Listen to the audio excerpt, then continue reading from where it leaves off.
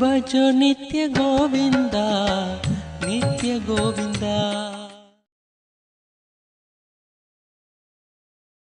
ராவணன் பயங்கரமான ஆளு. வாலிக்கு முன்னால போய் எத்தி நிற்கிறான். தோத்து போயிரு. வாலில் கட்டிக்கிட்டான். வாலில் கட்டி குடுக்குடுப்பு மாதிரி ஆட்டுறான் வாலியை. அப்புறம் தான் ஒரு அக்ரிமெண்ட் பேஸ் பண்ணிட்டான். எங்கே போனாலும் எங்கள் கூட நம்ம நட்பு பாராட்டணும்னு சொல்லிட்டு ஒரு நட்பு ஒப்பந்தம் போட்டுக்கிட்டானுங்க. அந்த மாதிரி நீ மனதோட ஃபைட் பண்ணும்போது மனதெல்லாம் ஜெயிக்க முடியாது. அப்போ என்ன பண்ணும், மனதோட ஒரு பாட்டை நம்ம எடுத்து அந்த சக்தியை மனதோட சக்தியை மனதுக்கு எகிஸ்டாக செய்யணும். அதுதான் விபாச்சனா. அதை தான் எல்லாம் பண்ணா. சிவா பண்ணா, முருகன் பண்ணா, எல்லாம் பண்ணாங்க. அதை அவங்க பெருசுப்படுத்தி கொண்டாடாமல் மக்களுக்கு தகுந்த மாதிரி வேறு வேறு மாதிரி சொல்லி கொடுத்தாங்க. புத்தா மட்டும்தான் அதை அப்படியே ராவாக மறுபடியும் வந்து சொல்லி கொடுத்தான். அப்படியே ராவாக அப்படியே சொல்லி கொடுத்தான் விபாச்சனாவை. அதுக்கப்புறம் எவனுமே அதை செய்ய முடியல. அதனால் புத்தாவுக்கு அப்புறம் அதை செஞ்சவன் எவனும் பெருசாக வரல. எல்லாம் தான் ரமணரில் தான் வந்தார், ஓசோதில் தான் வந்தார், அதில் தான் எல்லாம் ஆனாங்க. ஆனாலும் அவங்க வந்து மக்களுக்கு இதை ரமணர் யாருக்கு சொல்லி தெரியல. ஓசோ இப்படி சொன்னால் இவெல்லாம் ஜெய மாட்டான், இவனுக்கு தகுந்த மாதிரி மறுபடியும் மாற்றினாங்க. ராவான ஐட்டம் அதெல்லாம். மனதை எடுத்தே மனதுக்கு எகென்ஸ்டாக பயன்படும். நம்மளால் போய் மனதை எடுத்து நிற்க முடியாது. ஏன்னா நம்மன்னு ஒருத்தர் இல்லை. நீனு எதை ஐடென்டிஃபை பண்ணிக்குவ. நீ கண்ணாடி மேலே ஓய் நான் ஒரு சண்டை கட்டுற மத்தியோடு ரெண்டு சண்டை கட்டு. நீ எப்படி சண்டை கட்டுவ நீ அதுக்கிட்ட? நானே ஒருத்தன் இல்லை, பொய்யன் அதை பிடிச்சிட்டு நான் சொல்லிகிட்டு இருக்கிறேன். அப்புறம் நான் எப்படி அவங்கள்ட்ட சண்டை கட்டுறது? அப்போ வேறு வழி இல்லாமல் அவனுக்கிட்ட இருந்தே அவங்களோட பார்ட்டை எடுத்து அவங்கள்ட்ட மோத விடுறது. மோத விட்டு அவன் நடக்க. பாம்பு விஷத்தை வச்சே பாம்புக்கு வைத்தியம் பண்ணுறது. வேறு எதுலையும் வைத்தியம் பண்ண முடியாது. பாம்பு விஷத்தில் தான் பாம்பு வைத்தியம் பண்ண முடியும். அது மாதிரி முள்ளாலே எடுக்கிறது. முள் குத்திச்சுன்னா கூற அவனு முள் மாதிரி ஒன்று விட்டு தான் எடுத்தாகணும். அதே டெக்னிக் தான் இதில் நம்ம யூஸ் பண்ணணும். இப்போ மைண்டை எடுத்தே மைண்டுக்கு எகென்ஸ்டாக நம்ம செயல்படுத்துகிறோம். அப்போ மைண்டோட ஒரு பார்ட்டை பிரித்து அதில் ஒரு டேட்டாஸ் போட்டு அது கூட ஃபைட் பண்ண வைக்கிறோம். ஃபைட் பண்ணி இதை ஜெயிக்க வைக்கிறோம். இது ஜெயிச்சு முழுமையாகும் போது அப்போ ஒரு சில அனுபவங்கள் நமக்குள்ள நடக்கும். அப்போ மனசை நம்ம இந்த ஃபோன் மாதிரி கையாள முடியும். அப்போ தனியாக வச்சுட்டு கையாளுவோம். அப்போ அந்த அதில் இருக்கிற டேட்டாஸ் எல்லாம் நீ டெஸ்டால் பண்ணி அழிச்சு வச்சிங்கன்னா ஒரு நாளைக்கு சாவு வரும். கர்மா கழியும் போது சாவு வரும். அப்போ இந்த உடம்பு விட்டு இது பிரியும். உடம்பு விட்டு பிரிகிறது உசுறு தான். உடம்பு இங்கே தான் இருக்குது. ஆனால் இரண்டை இழுத்து பிடிக்கிறது மனம். அப்போ மனதோட அந்த பிடிப்பு கம்மியாக இருந்ததுன்னு வச்சுங்க, ஜவ் பப்புளுக்கான இழுக்கிறீங்க, கம்மியாக பிடிச்சிருந்தா இழுத்தோன்னு வந்துடும். நல்லா இப்போ ஒட்டிக்கிச்சுன்னா காலில் இதில் பிடிச்சிருந்தா இதில் ஒட்டிங்க, இதில் பிடிச்சிருந்தா இதில் ஒட்டிங்க, எங்கே பிடிச்சாலும் கை மாற்றி ஒட்டிங்க, அதை எடுக்க முடியாது. அப்போ பசை கம்மியாக இருந்ததுன்னா ஈஸியாக எடுத்து சுற்றி போட்டுடலாம்ல. ஒரு லப்பர் பேண்ட் எடுத்து போட்டிங்கன்னா போட்டுடலாம். ரப்பர் பேண்டை ஒரு 5 வருஷம் அப்படியே இருந்து ஒரு மாதிரி ஆகி பசன்னு ஒட்டிக்கும். வரும் அதை எடுத்து கையில் பிடிச்சிக்கும். அதை பாருங்க இப்படி உருட்டினால தூக்கி போட முடியாது. எங்கே எடுக்கிறீங்களோ அங்கே பிடிச்சிக்கும். ஏன்னா பசை அதிகமாகிடுச்சு. அப்போ மனதோட பசை அதிகமாகிடுச்சுன்னா அந்த மாதிரி பிடிச்சிக்கும், உடம்பை இழுக்கும். பசை இல்லாமல் இருந்ததுன்னா தூக்கி போட்டு அப்போ வந்து பிரியும் போது பசை இல்லாமல் இருக்குது. அது சிரிச்சுக்கிட்டே பிரியுது. அது ஏன்னா இதுக்கு பசை இல்லை. உசுருக்கும் உடம்புக்கும் பெரிய அட்டாச்மெண்ட்ஸில் எதுவுமே கிடையாது. மனம்தான் அட்டாச்மெண்ட்ஸ். கர்மானால அது வருது. கர்மா கழியும் போது அதுங்க பஞ்சு மாதிரி பிரிஞ்சிருது. அது பாட்டுக்கு போயிடுது. புரியல. புண்ணியத்துக்கும் பாவத்துக்கும் உயிர் போகிறதுக்கு சம்மந்தம் இல்லை. புரிதலுக்கும் உயிர் போகிறதுக்கும் தான் சம்மந்தம் இருக்குது. நீ மனிதனோட வாழ்க்கையை எப்படி புரிஞ்சு வச்சிருக்கீங்க பொறுத்து தான் உயிர் பிரியும் போது இன்னும் பிரியாது. ஆமாம், நீ வந்து உங்கள் ஊர் ஃபுல்லாக திருப்பூர் ஃபுல்லாக குளத்தை வெட்டி விட்ட, திருப்பூர் ஃபுல்லாக தர்மாஸ்பத்திரி கட்டி விட்ட, திருப்பூர் ஃபுல்லாக நிழல் கொடுத்து போட்ட, அன்னதானத்தை போட்ட, எங்கே யார் இருந்தாலும் யாருக்கும் பசி இல்லைங்காமல் நீ வந்து சாப்பாடு கொடுக்குற, துணி மணி வச்சிருக்க, யார் வேணாலும் திங்கலாம் போன துணி கேட்கலாம், எல்லா புண்ணியம் பண்ணிட்ட. நீ சாகும்போது நல்லா செத்துருவியா? அத்தனை விட்டுட்டு போ மனுஷர். ஐயோ என் பேர் நான் ஊர் முழுக்கெல்லாம் என் பேர் சொல்லுதே, நான் செத்து போயிட்டா இழுத்து பிடிக்கும். புண்ணியம் வந்து நல்ல சாவை கொடுக்காது. புண்ணியம் உனக்கு ப்ரொமோஷனை தரலாம். உனக்கு நீ 4 பேர் செஞ்ச மாதிரி உனக்கு ஏதாவது 4 பேர் செய்வான். நீ இது பண்ணும்போது அது புண்ணியம் அதுக்கு உண்டான பலனை செய்யும். நல்லா சாவறதுங்கிறது வாழ்க்கையை பற்றின புரிதல் இருக்கணும். புண்ணியம் வேணுங்கிறதுக்காக நீ ஒரு நல்லது செய்யக்கூடாது. ஒரு புரிதல்னால உனக்குள்ள ஒன்று நடந்து போய் ஒரு நல்லது செய்யணும்.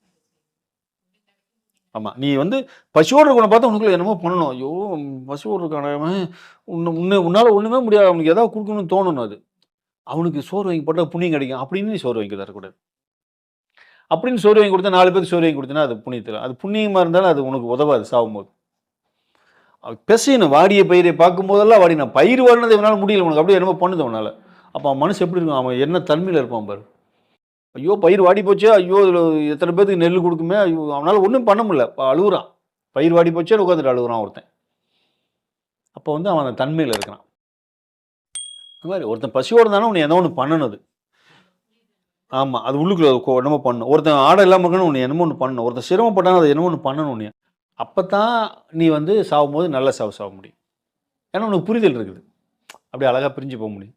புண்ணியத்தினால் நல்ல சாவு கிடைக்கலாம் சொல்ல முடியும்.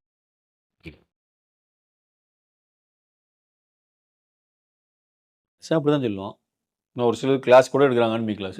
நீ எவ்வளோ பாவம் பண்ணியிருந்தாலும் சரி, புண்ணியம் பண்ணிடு, உனக்கு பாவம்லாம் கழிஞ்சு. பாவம் எப்படி கழியும்? இந்த விஷ்ணு கூட தான் அப்படி தான் கிளாஸ் எடுக்கிறப்பல, விஷ்ணுவோட வீடியோ கூட பார்த்து நான் கூட கமெண்ட்ஸ் போட்டேன், என்னப்பா அப்படி எடுத்துகிட்டு பாவம் செஞ்சிருந்தீங்கன்னா புண்ணியம் செஞ்சு கழிச்சிடு. புண்ணியம் எப்படி சார் செய்யுது? நிறைய பேர் சோறு வாங்கி போடு. நான் அப்படி தான் செஞ்சுட்டு இருக்கேன். வண்டி வச்சு சோறு செஞ்சு எடுத்துகிட்டு போய் நான் திருப்பூர் ஃபுல்லாக எல்லாத்துக்கும் நான் சோறு கொடுத்துட்ருக்கிறேன். அது புண்ணியம் சேருது. புண்ணியம் பாவத்தை கழிச்சிடும் அப்படிங்கிறாரு. நான் வந்து 1 லட்ச ரூபா பாவங்கிறது கடன் வச்சுக்க. நான் உங்கள்கிட்ட 1 லட்ச ரூபா கடன் வாங்கிட்டேன். நான் பாவம் உன்னை ஏமாற்றிட்டேன். 1 லட்சம் கடன் வாங்கிட்டு ஏமாற்றிட்டேன். இது என்னோட பாவத்தில் சேருது. நீ கேட்டுகிட்டே இருக்கே 1 லட்சம் கடன் காசு இல்லைன்னு சொல்லிட்டு இருக்கிறேன். ஆனால் இவங்களுக்குலாம் நான் ஆளுக்கு 10 ரூபா கொடுத்துட்ருக்கிறேன் தினம். இதெல்லாம் புண்ணியம். இந்த இவருக்கு 10 ரூபா, ஒரு 10 ரூபா சோறு வாங்கி கொடுத்துட்டே இருக்கு. இதெல்லாம் புண்ணியம். அப்போ இதெல்லாம் புண்ணியத்தில் சேருது. அது எப்படி இதை கழிக்கும்?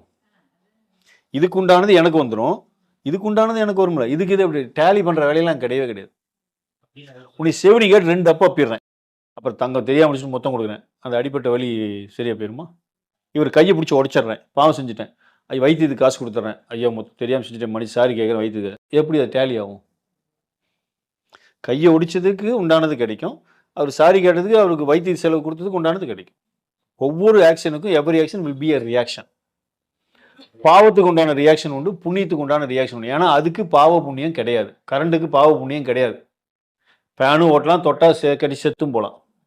அதுக்கு லாக் கட்டுப்பட்டு அது நடக்குது. அப்போ பாவ புண்ணியம் கிடையாது. எந்த ஆக்ஷன் பண்ணாலும் ரியாக்ஷன் உண்டு. பாவ புண்ணியம் நமக்கு தான். ஏன்னா உனக்கு நன்மை செஞ்சால் அதை நீ புண்ணியம்னு நினச்சிக்கிற, தீமை செஞ்சால் பாவம் நீ நினச்சிக்கிற. ஃபேன் ஓடிச்சுன்னா சூப்பர் புண்ணியங்கிற, சேக்கடி சேர்த்து போயிட்டா பாவங்கிற. அப்போ அதுக்கு பாவ புண்ணியம்லாம் கிடையாது. என்ன செஞ்சாலும் திருப்பி விளையும் அது. அது எப்படி நீ பாவத்தை செஞ்சுட்டு புண்ணியம் பண்ணி காம்பன்சேஷன் எப்படி பண்ணுவேன்? காம்பன்சேஷன்லாம் பண்ணவே முடியாது. அப்போ நீ நிறைய புண்ணியம் செய்ய, நீ செஞ்ச பாவம்லாம் கழிஞ்சு போயிடும். எப்படி போய் பாவம் கழிஞ்சு போயிடும்? நான் 10 பேர்த்து கழுத்து வெட்டி போடுறேன், கொண்டு போடுறேன்.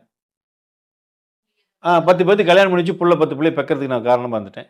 இந்த பக்கம் 10 பேர்த்து கொண்டு போட்டு இந்த பக்கம் 10 புள்ள பெக்கிறதுக்கு நான் கல்யாணம் பண்ணி வச்சு 2 பவுன் போட்டு இல்லை சீரியஸனத்தில் வச்சு கல்யாணம் பண்ணி 4-5 பிள்ளையை பெற்று விட்டேன், 20 பிள்ளையை பெற்று விட்டேன். காமன் செட் ஆயிருமா? நீங்கள் செஞ்சேன்னா 10 பேருக்கு வாழ்க்கை கொடுத்தா, எல்லாம் சோறு அரிசி மூட்டை வாங்கி போட்டால், தாலி கொடுத்தா, சீலை கொடுத்தீங்கன்னா அதுக்கு உண்டான நன்மை கிடைக்கும். 10 பேர்த்த கொலை பண்ணிட்டுனா அதுக்கு உண்டான இது கிடைச்சி தான். இப்போ ராஜராஜ சோழன் பெரிய பெரிய ஆளுங்க அவ்வளோ புண்ணியம் செஞ்சுருக்காங்க. அவள் கோயிலை கட்டி வச்சுருக்கான், அத்தனை பேர்த்துக்குனா எத்தனை பேர்த்த கொண்டிருக்கான் படையெடுத்து போய், எவ்வளோ கெடுதல் செஞ்சுருக்காங்க இல்லையா? இப்போ அசோகர் தானே, அசோகர் கலிங்கத்து போகிற அத்தனை பேர்த்து கொண்டு விட்டான். அப்போ ஒரு புரிதல் ஏற்பட்டுச்சு. அவன் போய் அதை போனது, ஐயோ என்னடா இப்படி பண்ணிட்டோமே, எவ்வளோ ஐயோ, அதோட நிறுத்திவிட்டான். இனிமேல் போர் செய்ய மாட்டேன்னு சொல்லி நிறுத்திவிட்டான். புத்தம் பத்து தழுவ ஆரம்பிச்சிட்டான். வாழ்க்கை முழுக்க நல்லது செஞ்சான், நாடு முழுக்க மரத்தை நட்டான், கொலை வெட்டான், எல்லாம் புண்ணியம் செஞ்சுக்கிட்டே இருந்தான். ஆனால் சாகும் போது அவனுக்கு அந்த ஆழமான பதிவு வந்து நின்றுச்சு. அந்த கலிங்கத்து போரில் உசுறு துடிச்சு அந்த அம்மா ஒரு கேள்வி கேட்கும், அதெல்லாம் அப்படியே துணிப்படுத்து. அப்படி அப்போ உசுறு பிரியுது. அப்போ மறுபடியும் மலைப்பாம்பா பிறக்கிறான். ஆயுசு முழுக்க புண்ணியம் செஞ்சான் அவன். ஒரே ஒரு போர் தான் செஞ்சான். இன்னமும் அசோகர் மரத்தை நட்டாங்கன்னா அசோகர் சிம்மத்துன்னு பேசு, அந்த ஆள் செஞ்சது தான் சொல்லிட்டு இருக்கிறோம். ராஜேந்திர சோழன் பேசுகிறோம், அது அந்த ஆளுக்கு ஒரு ஜமாதி கூட இல்லை. ராஜேந்திர சோழன் கங்கை கொண்ட சோழபுரம் காணாமே போயிடுச்சு. நிறைய நல்லது பண்ணியிருக்காங்க, கோவில் கட்டியிருக்காங்க, அதை பண்ணியிருக்காங்க. கெட்டது எத்தனை உசுறு எடுத்துருக்குறாங்க. அந்த காலகட்டம் அப்படி இருந்தது. ஏன்னா போர் தொடுக்கிற மாதிரி இருந்தது. நிறைய மன்னர்கள் போர் கூட செய்யலை, வந்தால் சரண்டர், போர்லாம் வேணாம், உயிர் பழை வேணாம், நான் உங்களுக்கு வரி வேணால் நான் கொடுத்துறேன், விட்டுருங்க அப்படின்னு நிறைய பேர் சாந்தமாக போனாங்க. வீரம் இல்லாமல் இல்லை, விவேகம் இருந்தனால. அது காலகட்டம் மாறுது இல்லை, புரிதல் தான் மேட்ரு. இல்லை புரிதலோட செய்கிறதுங்கிறதுல மறுபடியும் தப்பாக புரிஞ்சுக்கிறீங்க நீங்கள். புரிதலுங்கிறது செய்கிறதில்ல, இல்லை லைஃப்பை நீ எப்படி அனலைஸ் பண்ணுற, எப்படி டயக்னைஸ் பண்ணுற அப்படிங்கிறத பொறுத்து இருக்குது. நீ ஆராய்ச்சி பண்ணணுங்கிற, விசாரம் பண்ணுங்கிறேன். ஏன் ஒருத்தனுக்கு வந்து ஏன் உனக்கு எடுது, நமக்கு ஏன் அவ்வளோ கஷ்டம் வந்துச்சு, நம்ம யாருக்கு என்ன பாவம் பண்ணணும், என்ன பாவங்கிறது ஒரு செயல். புண்ணியமாக இருந்தாலும் பாவம், நாம் என்ன செயல் பண்ணியிருக்கோம். சின்ன குழந்தை நினச்சி பாருங்க, என்னென்னலாம் செஞ்சுருக்கிறேன். ஏன் நான் இந்த சின்ன வயசில் கல்யாணம் பண்ணேன், என் புருஷன் என் செத்து போயிட்டான், எனக்கு ஏன் காசு பணம் இல்லாமல் இருக்குது, நான் ஏன் துன்பப்படுறேன், எதனாலன்னு கேட்க ஆரம்பி. பிரபஞ்சத்தோட இது என்ன கேட்டிங்கன்னா, நீ எதை தேடுகிறாயோ அது உன்னை தேடி வரும். புரியுதா? அம்பானினா காசு தான் அவனை தேடி வரும். ஏன்னா 24 மணி நேரம் நினைப்பு காசை பற்றி. நம்மளுக்கு அம்பானி வரைக்கும் பாரு, திருச்செங்கோடு போனால் காசு அவனை தேடி தான் வரும். ஏன்னா 24 மணி நேரத்துக்கு 20 மணி நேரம் காசை பற்றி மட்டும்தான் திங்க் பண்ணுறான். புரியுதில்ல? 24 மணி 20 நேரம் நீ எதை திங்க் பண்ணுறியோ அதான் உங்க நோக்கி வரும். இவர் கணக்கு போட்டு சனி பகவான் 4ல் இருக்கான், சுக்கிரன் இருக்கான், கணக்கு போட்டுருந்தா 4 பேர் ஜோசியம் பார்க்க வருவான். இவர் நினைப்பு ஃபுல்லாக அதில் தான் இருக்குது. அப்போ இதுக்கு எப்படி பண்ணலாம், இந்த இதை நிவர்த்தி பண்ணலாம், இந்த பூஜை பண்ணது சரியாகுமா, அந்த பூஜை பண்ண அதை பற்றி நாள் அப்போ அதுதான் அவர் தேடி வரும். அப்போ நீ எதை நினைக்கிறாயோ அது உன்னை நோக்கி அனுப்புகிற மாதிரி தான் இந்த இயற்கை படைச்சிருக்குது. அப்போ நீ அகாராய்ச்சி பண்ணுற, ஏன் ஏன் ஏன் ஏன் எனக்கு திரும்ப வந்தது, பக்கத்தில் சுஜாதா நல்லா இருக்கிறாளே, இந்த தலைவர் நல்லா இருக்காள், எனக்கே அப்படி வந்துச்சு. அப்படி அகாராய்ச்சி பண்ண கன்ஃபியூஸ் ஆகும், மூளை சூடாகும், தலைவலி வரும், குழப்பம் வரும், அழுக வரும், உனக்கு வந்து உடனே பதில் சிக்காது, தேட ஆரம்பிப்பேன். தேட ஆரம்பிக்கும். அதுக்கு தகுந்த என்ன மாதிரி யாரும் ஒருத்தர் அங்கே சுற்றிட்டு இருப்பான், உன் கண்ணில் வந்து ஏதோ ஒன்று போடும். சுஜாதா வந்து சொல்லுவாள், ஒரு யூடியூப்பில் போடுவேன், கொஞ்சம் கொஞ்சமாக விளக்கம் கிடைக்க ஆரம்பிக்கும். உனக்கு விட்டு வச்சா நீ தொடர்ந்து அதில் பயணிப்ப. கர்மாவை பொறுத்து இருக்குது. அதுக்கு மேலே ஒன்று 2 அழுத்து வச்சு அதை மீறி தேடல் அதிகமாக வேக இருந்ததுன்னா எவ்வளோ பிரச்சனை இருந்தாலும் சரி, ஒரு தையல் மிஷினில் ஒரு மிஷினை வித்துப்பிட்டு சாட வரைக்கும் வந்தா சுஜாதா. இல்லை சொல்கிறேன், தேடல். இப்போ வேலை கிடைச்சதா இல்லையா? பாவம் பண்ணாமலாம் யாரும் கிடையாது. தெரிஞ்சு பண்ணாத பாவத்தோட தெரியாம ஒரு உதாரணம் வந்து இதுக்கு தான் சொல்லுவார். நான் தெரிஞ்சு யாருக்குமே என்ன பாவம் பண்ணல அப்படின்னு சொல்லி புத்தரை கேட்பாங்க. ஒரு நாளைக்கு எத்தனை உசுறு நீ கொள்றேன்னு தெரியுமா? ஒரு நாளைக்கு மூச்சை உள்ள இருக்கும்போது 20 லட்சம் உசுறு சாவுது, மூச்சை வெளியே விடும்போது 10 லட்சம் உசுறு சாவுது. ஒரு மூச்சுக்கு 30 லட்சம் உசுறு நீ சாவடிக்கிற. 21,600 தடவை மூச்சு சுவாசிக்கிற. 21,600 × 30 லட்சம் கணக்கு போட்டுக்க, ஒரு நாளைக்கு எத்தனை பேர்த்த நீ கொள்றேன்னு. 21,600 × 30 லட்சம் கணக்கு போட்டு சொல்லு ஒரு நாளைக்கு. இப்போ உனக்கு வயசு என்ன? ஒரு 36 வயசு. 36 வயசுல நீ எத்தனை கண்ணு என்பது இந்த பாவத்தை உன்னால் கழிக்கவே முடியாது. அப்போ ஒரு மனுஷனால பாவ புண்ணியத்தை டேலி பண்ணி தப்பிச்சு போக முடியுமா? எந்த மயிராண்டியாலையும் போக முடியாது. ஏன்னு கேட்டீங்கன்னா, இப்போ நான் வந்து நீ ஒரு எறும்பு வந்து நசுக்கிவிட்டேன், ஐயோ பாவம், தெரிஞ்சு செஞ்ச பாவம், இது தெரியாத செஞ்ச பாவம். ஒரு கம்பி பழுக்க காய வச்சுட்டேன், செவன் இருக்குது, இது கொஞ்சம் பிடிங்க அப்படிங்கிறேன், பிடிப்பீங்களா? ஏன் பிடிக்க மாட்டீங்க? சுட்டுப்படும். ஏன்னா தெரிஞ்சு சேர பாவம். இந்த நத்தை நசுக்கினா பாவம்னு எனக்கு தெரியும். ஐயோ நத்தை நசுக்கலாமா, பாவம் வந்துட்டு என்ன பண்ணுறது, சரி வேண்டாம், பாம்பு அடிக்கணும் பார்த்தியா, நல்ல பாம்பு அடிக்கூட பிடிச்சி கொண்டு விட்டுருவான். ஏன்னா அடித்தா பாவம்னு தெரிஞ்சிருச்சு, அதனால உஷாராக சரி நீ பாவத்தை. இப்போ அந்த கம்பி நல்லா காஞ்சி பழுத்துச்சு, நான் கொஞ்ச வச்சிருக்கிறேன், மேலே பூத்துருச்சு, கருப்பாக இருக்குது. ஆனால் சார் பிடிங்கன்னா என்ன பண்ணுவேன்? பிடிச்சிருவேன். என்ன அவங்க கையை சுட்டுரும். ஏன்? தெரியாத செஞ்ச பாவம். தெரிஞ்சு செஞ்ச பாவத்தோட தெரியாமல் செஞ்ச பாவம் தான் உனக்கு வினை அதிகம். நீ சுட சுட நான் கம்பி கொடுத்தனா இப்படி தான் பிடிப்பேன். ஆனால் சூடு ஆறி போன கம்பி கொடுத்தா இப்படி பிடிச்சிருவா, சுற்றும். அப்போ இதெல்லாம் தெரியாமல் செய்கிற பாவம். மனிதன் பாவம் செய்கிற மாதிரி தான் படைக்கப்பட்டிருக்கான். தெரியாமல் நீ பாவம் செஞ்சுட்டே இருப்பா, அப்போ தான் சுற்று நடந்துட்டு இருக்கலாம், பூமி நடக்க சுத்தாது, உலகம் நடக்காது. நீ திரும்ப திரும்ப பிறக்கணும் இறக்கணும் பிறக்கணும் இருக்கணும். பாவம் இருந்தாலும் உனக்கு செயல் இருந்தால் தான் பிறக்க முடியும். அதனால் கண்ணுக்கு தெரியாத ஏகப்பட்ட உயிரினங்கள் இருக்குது. ஒரு நாளைக்கு அத்தனை இல்லை மில்லியன் கணக்கான உயிரினங்கள் சாவடிச்சுக்கிட்டு தான் இருக்கிற. நீ என்ன புண்ணியம் பண்ணாலும் கரையெல்லாம் சேர முடியாது. அது ஒரு சர்க்கிள் எப்படி தான் இரவு பகல் தொடர்ந்து நடந்துகிட்டே இருக்கும். அப்போ நீ இதுக்கு எனக்கு சம்மந்தம் இல்லை. இந்த பாவத்தையும் நான் பண்ண கிடையாது, புண்ணியத்தையும் நான் பண்ண கிடையாது. அப்போ சுவாசிக்கிறதே நான் இல்லை. அப்போ நீ ஒதுக்கணும். அப்போ சுற்று இருக்குதான், உனக்கு இல்லை. அப்போ அதுதான் விசாரன்னு சொல்கிறது. அப்படி தான் முன்னோர் தாத்தனும் பாட்டனும் முப்பாட்டனும் அப்படி தான் யோசிச்சு யோசிச்சு யோசிச்சு இன்றைக்கி நான் 20,000 வருஷம் ட்ராவல் பண்ணியா யோசிச்சு யோசிச்சு யோசிச்சு கண்டுபிடிச்சி கொடுத்துருக்குறான். அவள் தான் விசாரம் பண்ணுங்க, விசாரம் பண்ணு, அந்த மைண்ட் பேட்டர்ன் கண்டுபிடிங்க, மைண்ட் பேட்டர்ன் சொல்லி கொடுத்துருக்கீங்க. நான் மாற்றி பேரை மாத்திரேன், அதை டெக்னிக்கை மாற்றி மாற்றி சொல்லித்தரேன். அப்படி அழகாக பேச தமிழ். இந்த மைண்ட் பேட்டர்ன் சொல்லணும். அப்புறம் பார்த்தா விஸ்வத்தில் 10 மைண்ட் பேட்டர்ன் செஞ்சுருப்பா, திரும்ப திரும்ப அதே செய்வா ஃபோன் காலில். ஏன்னா அறிவுக்கு அதை எடுத்துக்கிட்டாங்களே உள்ளே இன்புட் பண்ணல அவங்க. அது ஓனாக விசாரம் பண்ணி நீ கண்டுபிடிச்சா மட்டும்தான் இன்புட் பண்ண முடியும்.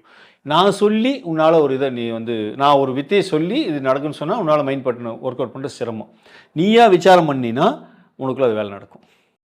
அப்போ ஏன் எதுக்குன்னு கேட்டு கேட்டு கேட்டு குழம்பி பைத்தியம் பிடிச்சி போய் சாமியை வெறுத்து, மதத்தை வெறுத்து, ஆயப்பனை வெறுத்து, அங்கே ஓடி இங்கே ஓடி, உன் நல்ல நேரம் இருந்தால் நல்ல குரு கிடைச்சா உனக்கு விஷயங்கள்லாம் தெரிஞ்சு திரும்ப திரும்ப நீ அதை இன்புட் பண்ணி அதை கரையேறணும். அதுவும் கர்மா டிஸ்டர்ப் பண்ணிக்கிட்டே தான் இருக்கும். வரலான்னு தான் நினைப்பண்ணியே, வர முடியாது. சடவரிக்கு வரலான்னு நினைப்பேன், எல்லா சடவரிக்கும் வர முடியாது. ஒரு புதுமொழிச்சி போனோம், உடம்புக்கு சூழல் பண்ணதில்லை, கடைக்காரன் லீவ் தர மாட்டான், நான் போயாகணும், பிள்ளைங்க இருக்குது, மாமியார் கறி போயிட்டு கிடக்குறா, அல்லணும், உடமானிங்குது இல்லை. அந்த மாதிரி அதெல்லாம் பண்ண தான் செய்யும். அதையும் மீறி சிரதை, அவன் தான் ஜெயிப்பான். அது மீறி வரணும், எல்லாம் ஜெயிக்க மாட்டான். அது மீறி வந்து எத்தனையோ பேர் கடைசி வரைக்கும் அவன் போகிறான்னா வந்து ஜெயிப்பான். வெற்றிங்கிற ஒரு சாதாரணமாக கிடைச்சதா இல்லை. 120 கோடி பேர் இருக்கும். ஒலிம்பிக்கில் ஒரு தங்கம் வாங்க முடியுதா? நல்ல ஓரம் எல்லாமே இருக்கிறான்ல, தேர்ந்தெடுத்து அனுப்புகிறாங்க. கடைசியாக தானே வரும். ஜெயிக்கிறது அது சாதாரண விஷயம் இல்லை. ஒலிம்பிக்கில் வந்து ஸ்டேட் டீமில் செலக்ட் ஆகிறதே பெரிய விஷயம். நேஷனல் டீம் அது ஒலிம்பிக் கமிட்டியில் செலக்ட் ஆகுது. அதுக்காக பயிற்சி இருக்குது. 3 வருஷம் 4 வருஷம் கடுமையான பயிற்சி தராங்க. அதுக்கு பல கோடி ரூபா செலவு பண்ணுறாங்க. அதே மீறி அங்கே போய் நிற்கிறது பெரிய விஷயம். அப்படின்னாலும் ஜெயிக்க முடியுதா? அப்போ ஜெயிக்கிறதுங்கிறது சாதாரண விஷயம் கிடையாது. எவன் தொடர்ந்து போராடிட்டான் அவனால தான் ஜெயிக்க முடியும். ஒருத்தன் வந்து இப்போ மாரத்தான் ஓடுறான், 46 கிலோமீட்டர் ஓடணும். எல்லாரும் 46 கிலோமீட்டர் ஓடிடுறான்னா, ஆனால் ஓடும்போது 1000 பேர் ஓடுறான். ஒருத்தன் தான் வரான். ஒருத்தன் 1 கிலோமீட்டர் ஓடுறான், ஒருத்தன் 2 கிலோமீட்டர் ஓடுறான், 5 கிலோமீட்டர் ஓடுறான், ஒருத்தன் வரான், ஒருத்தன் பஸ் ஏறி போகிறான், ஒருத்தர் கார், ஒருத்தன் வயிற்று பிடிச்சிட்டு படுத்துக்கிறான், ஒருத்தன் தண்ணி கேட்குறான், ஒருத்தன் வசிக்குதுங்கிறான். ஓடுறான், எல்லாருமே ஓடுறான். கொஞ்சம் கொஞ்சம் தூரம் ஓடி ஓடி அங்கங்கே விழுந்துருவான். இப்போ 86 குரூப் இருக்குது, வர முடியுது அவன். அது சடுவர் குரூப்பில் பார்த்தா 500 பேர் இருக்கிறான். நிர்வாகம் ஒன்றுக்குள்ள வரும்போது 5 பேர் தான் வரான். நம்பிக்கைக்குள்ள சமாதிக்குள்ளே ஒருத்தனும் வர முடியல. ஏன்னா அந்த சிறது இல்லை. அவன் தம் பிடிச்சி கொஞ்சம் தூரத்துக்கு வரான். அதுக்கப்புறம் அவனுக்கு எதாவது பிரச்சனை, வயிறு பசிக்குது, ஆய் வருது, ஒன்றுக்கு வருது, கால் வலிக்குது, இந்த கர்மானத்தை ஓடாட்டின்னு அப்படின்னு ஒருத்தன் நினைக்கிறான். அவள் ஓடி உள்ள கோப்பை தருவான். அதுக்கு போய் முக்கிட்டு ஓடணுமா, அங்கே அல்லையெல்லாம் பிடிக்குதுன்னு நினச்சிட்டு நினைக்கிறான். ஆன்மீகம் அவர் சாதாரண விஷயம் கிடையாது. சின்ன வயசுல ஒரு ஒரு ஒரு எண்ணெய் உள்ளே வந்துடணும். அந்த எண்ணெய் வந்து உள்ளே உறுத்திக்கிட்டே இருக்கணும். நீ என்ன வேலை எல்லாமே பண்ணிட்டு இருப்ப, வாழ்க்கையில் இன்பத்துக்கு எல்லாமே பண்ணிடணும். ஆனால் அது கூட தொடர்புலேயே இருக்கணும். எப்பயோ மாரியம்மன் கோயிலில் நான் 4ஆம் கிளாஸோ 3ஆம் கிளாஸோ படிக்கும்போது ஒரு 48 நாளைக்கு வருஷத்தில் வர 48 நாள் ஒரு மண்டலம் வந்து பூஜை நடக்கும், அபிஷேகம் நடக்கும். சாமி ஒரு குடும்பம் செய்யணும், அந்த செலவு ஏற்றுக்குவாங்க. 48 குடும்பத்துக்கு ஒதுக்கிடுவாங்க. முன்னாலே போய் நம்ம சொல்லி பணம் கட்டி அதை வாங்கிக்கணும். அப்போ அந்த சுண்டல் இருக்கிறது, அந்த பொங்கல் செய்கிறது, அது சமாச்சாரம்லாம் கொடுத்து எண்ணெய் விளக்கு எல்லாம் திரியெல்லாம் வாங்கி கொடுத்துடணும். அது என்னன்னா காலையிலே போகணும். கோயிலில் பெருசாக இருக்கும், இப்போல்லாம் சின்னது பண்ணிட்டாங்க. போயிட்டு நம்மளும் ஊர் கிணத்துல ஒரு 100-200 படி இறங்கி தண்ணி மோந்து எடுத்துகிட்டு வந்து ஊற்றி கோயிலெலாம் கழுவணும். இந்த கோயில் உள்ள பிரகாரம் எல்லாம் கம்ப்ளீட் எல்லாம் கழுவணும். அது கழுவுன்னு காலையில் போய் ஆரம்பித்தோம்னாவே பாய் தான் கழுவ முடியும். மறுபடி மத்தியானம் காலையில் சாப்பிட்டு வந்து மறுபடி மத்தியானம் வரைக்கும் கழுவணும். கழுவி முடிச்சாதான் 3 மணி ஆயிரும். அது கூட 2-3 பேர் நண்பர்களை சேர்த்துட்டு போகணும். அப்போ என்ன பண்ணாங்க, வீட்டில் வந்து அரிய பசங்களை தான் அனுப்புவாங்க. பொம்பளைங்க யாராவது இருந்ததுன்னா, ஒரு வயசான அவர் இருந்தாங்கன்னா வீட்டில் சோறாக ஆளுங்களை வச்சுட்டு போய் கழுவு சொல்லி பூசாரியோட அனுப்பிச்சிடுவாங்க. பூசாரியும் கழுவார், பண்டாரன்னு சொல்லுவாங்க. அப்போ ஒன்று கொண்டாதுக்கலாம். பண்டாரம் கொஞ்சம் வயசானவராக இருப்பார். தாத்தான்னு பேசுனா, தாத்தா இது என்ன சாமி தாத்தா, எதுக்கு சார் தாத்தா இத்தனை கோயில், இந்த சாமி என்ன சார், இது எதுக்கு வெளியில் சாமி தான். அவர் ஒன்று சொல்லுவார், இது வந்து மாரியாத்தாடா, அது வந்து நவகருக்கு, இது பிள்ளையார், இது காவல் தெய்வம். எதுக்கு சாமி எதுக்கு தாத்தா காவல் தெய்வம், அவர் தான் நம்மளை காப்பாற்றுறாரு. ஒரு சில கேள்விக்கு அவங்களை ஆன்சர் பண்ண முடியாது. அப்போமா பூஜை நடந்துக்கும் போது விளக்கெல்லாம் போடும்போது நம்ம வாத்தியாரெலாம் வந்து போட்டு பையன் பக்தி நமக்கு வந்து ஸ்கூலில் வந்து இந்த வாத்தியார் வந்து பார்த்தோன்னு நம்மளை வந்து உயர்த்திடுவாங்க. அது மேலே எறிந்த எல்லாம் போடுறோம்ல, வாத்தியாருக்கு வந்து ஒரு நல்ல முருகேசத்தின்னு திருப்பார். பக்தி பரவசம் பையன் நம்ம மேலே ஒரு மதிப்பே வந்துடும். வாத்தியாருக்கு நல்ல மதிப்பு இல்லை, மார்க் 2 சேர்த்து போடுவார், அடிக்க மாட்டார், அதுக்காக செய்வோம். அப்போ ஒரு சில சந்தேகம் வந்தாலும் நம்ம அப்பனை கேட்குறோம், சொல்கிறோம். அப்போ ஏதாவது இப்போ சாமி பெரிய சாமி, கிருஷ்ணன் தாண்டா பெரிய சாமி, அப்போ எதுக்குப்போ மரியாதை கும்பிட்டு நம்ம கிருஷ்ணனே கும்பிட்டுக்கலாம்பா. ஊரில் கிருஷ்ணன் இல்லை, எங்கள் அப்பனால் பதில் சொல்ல முடியல.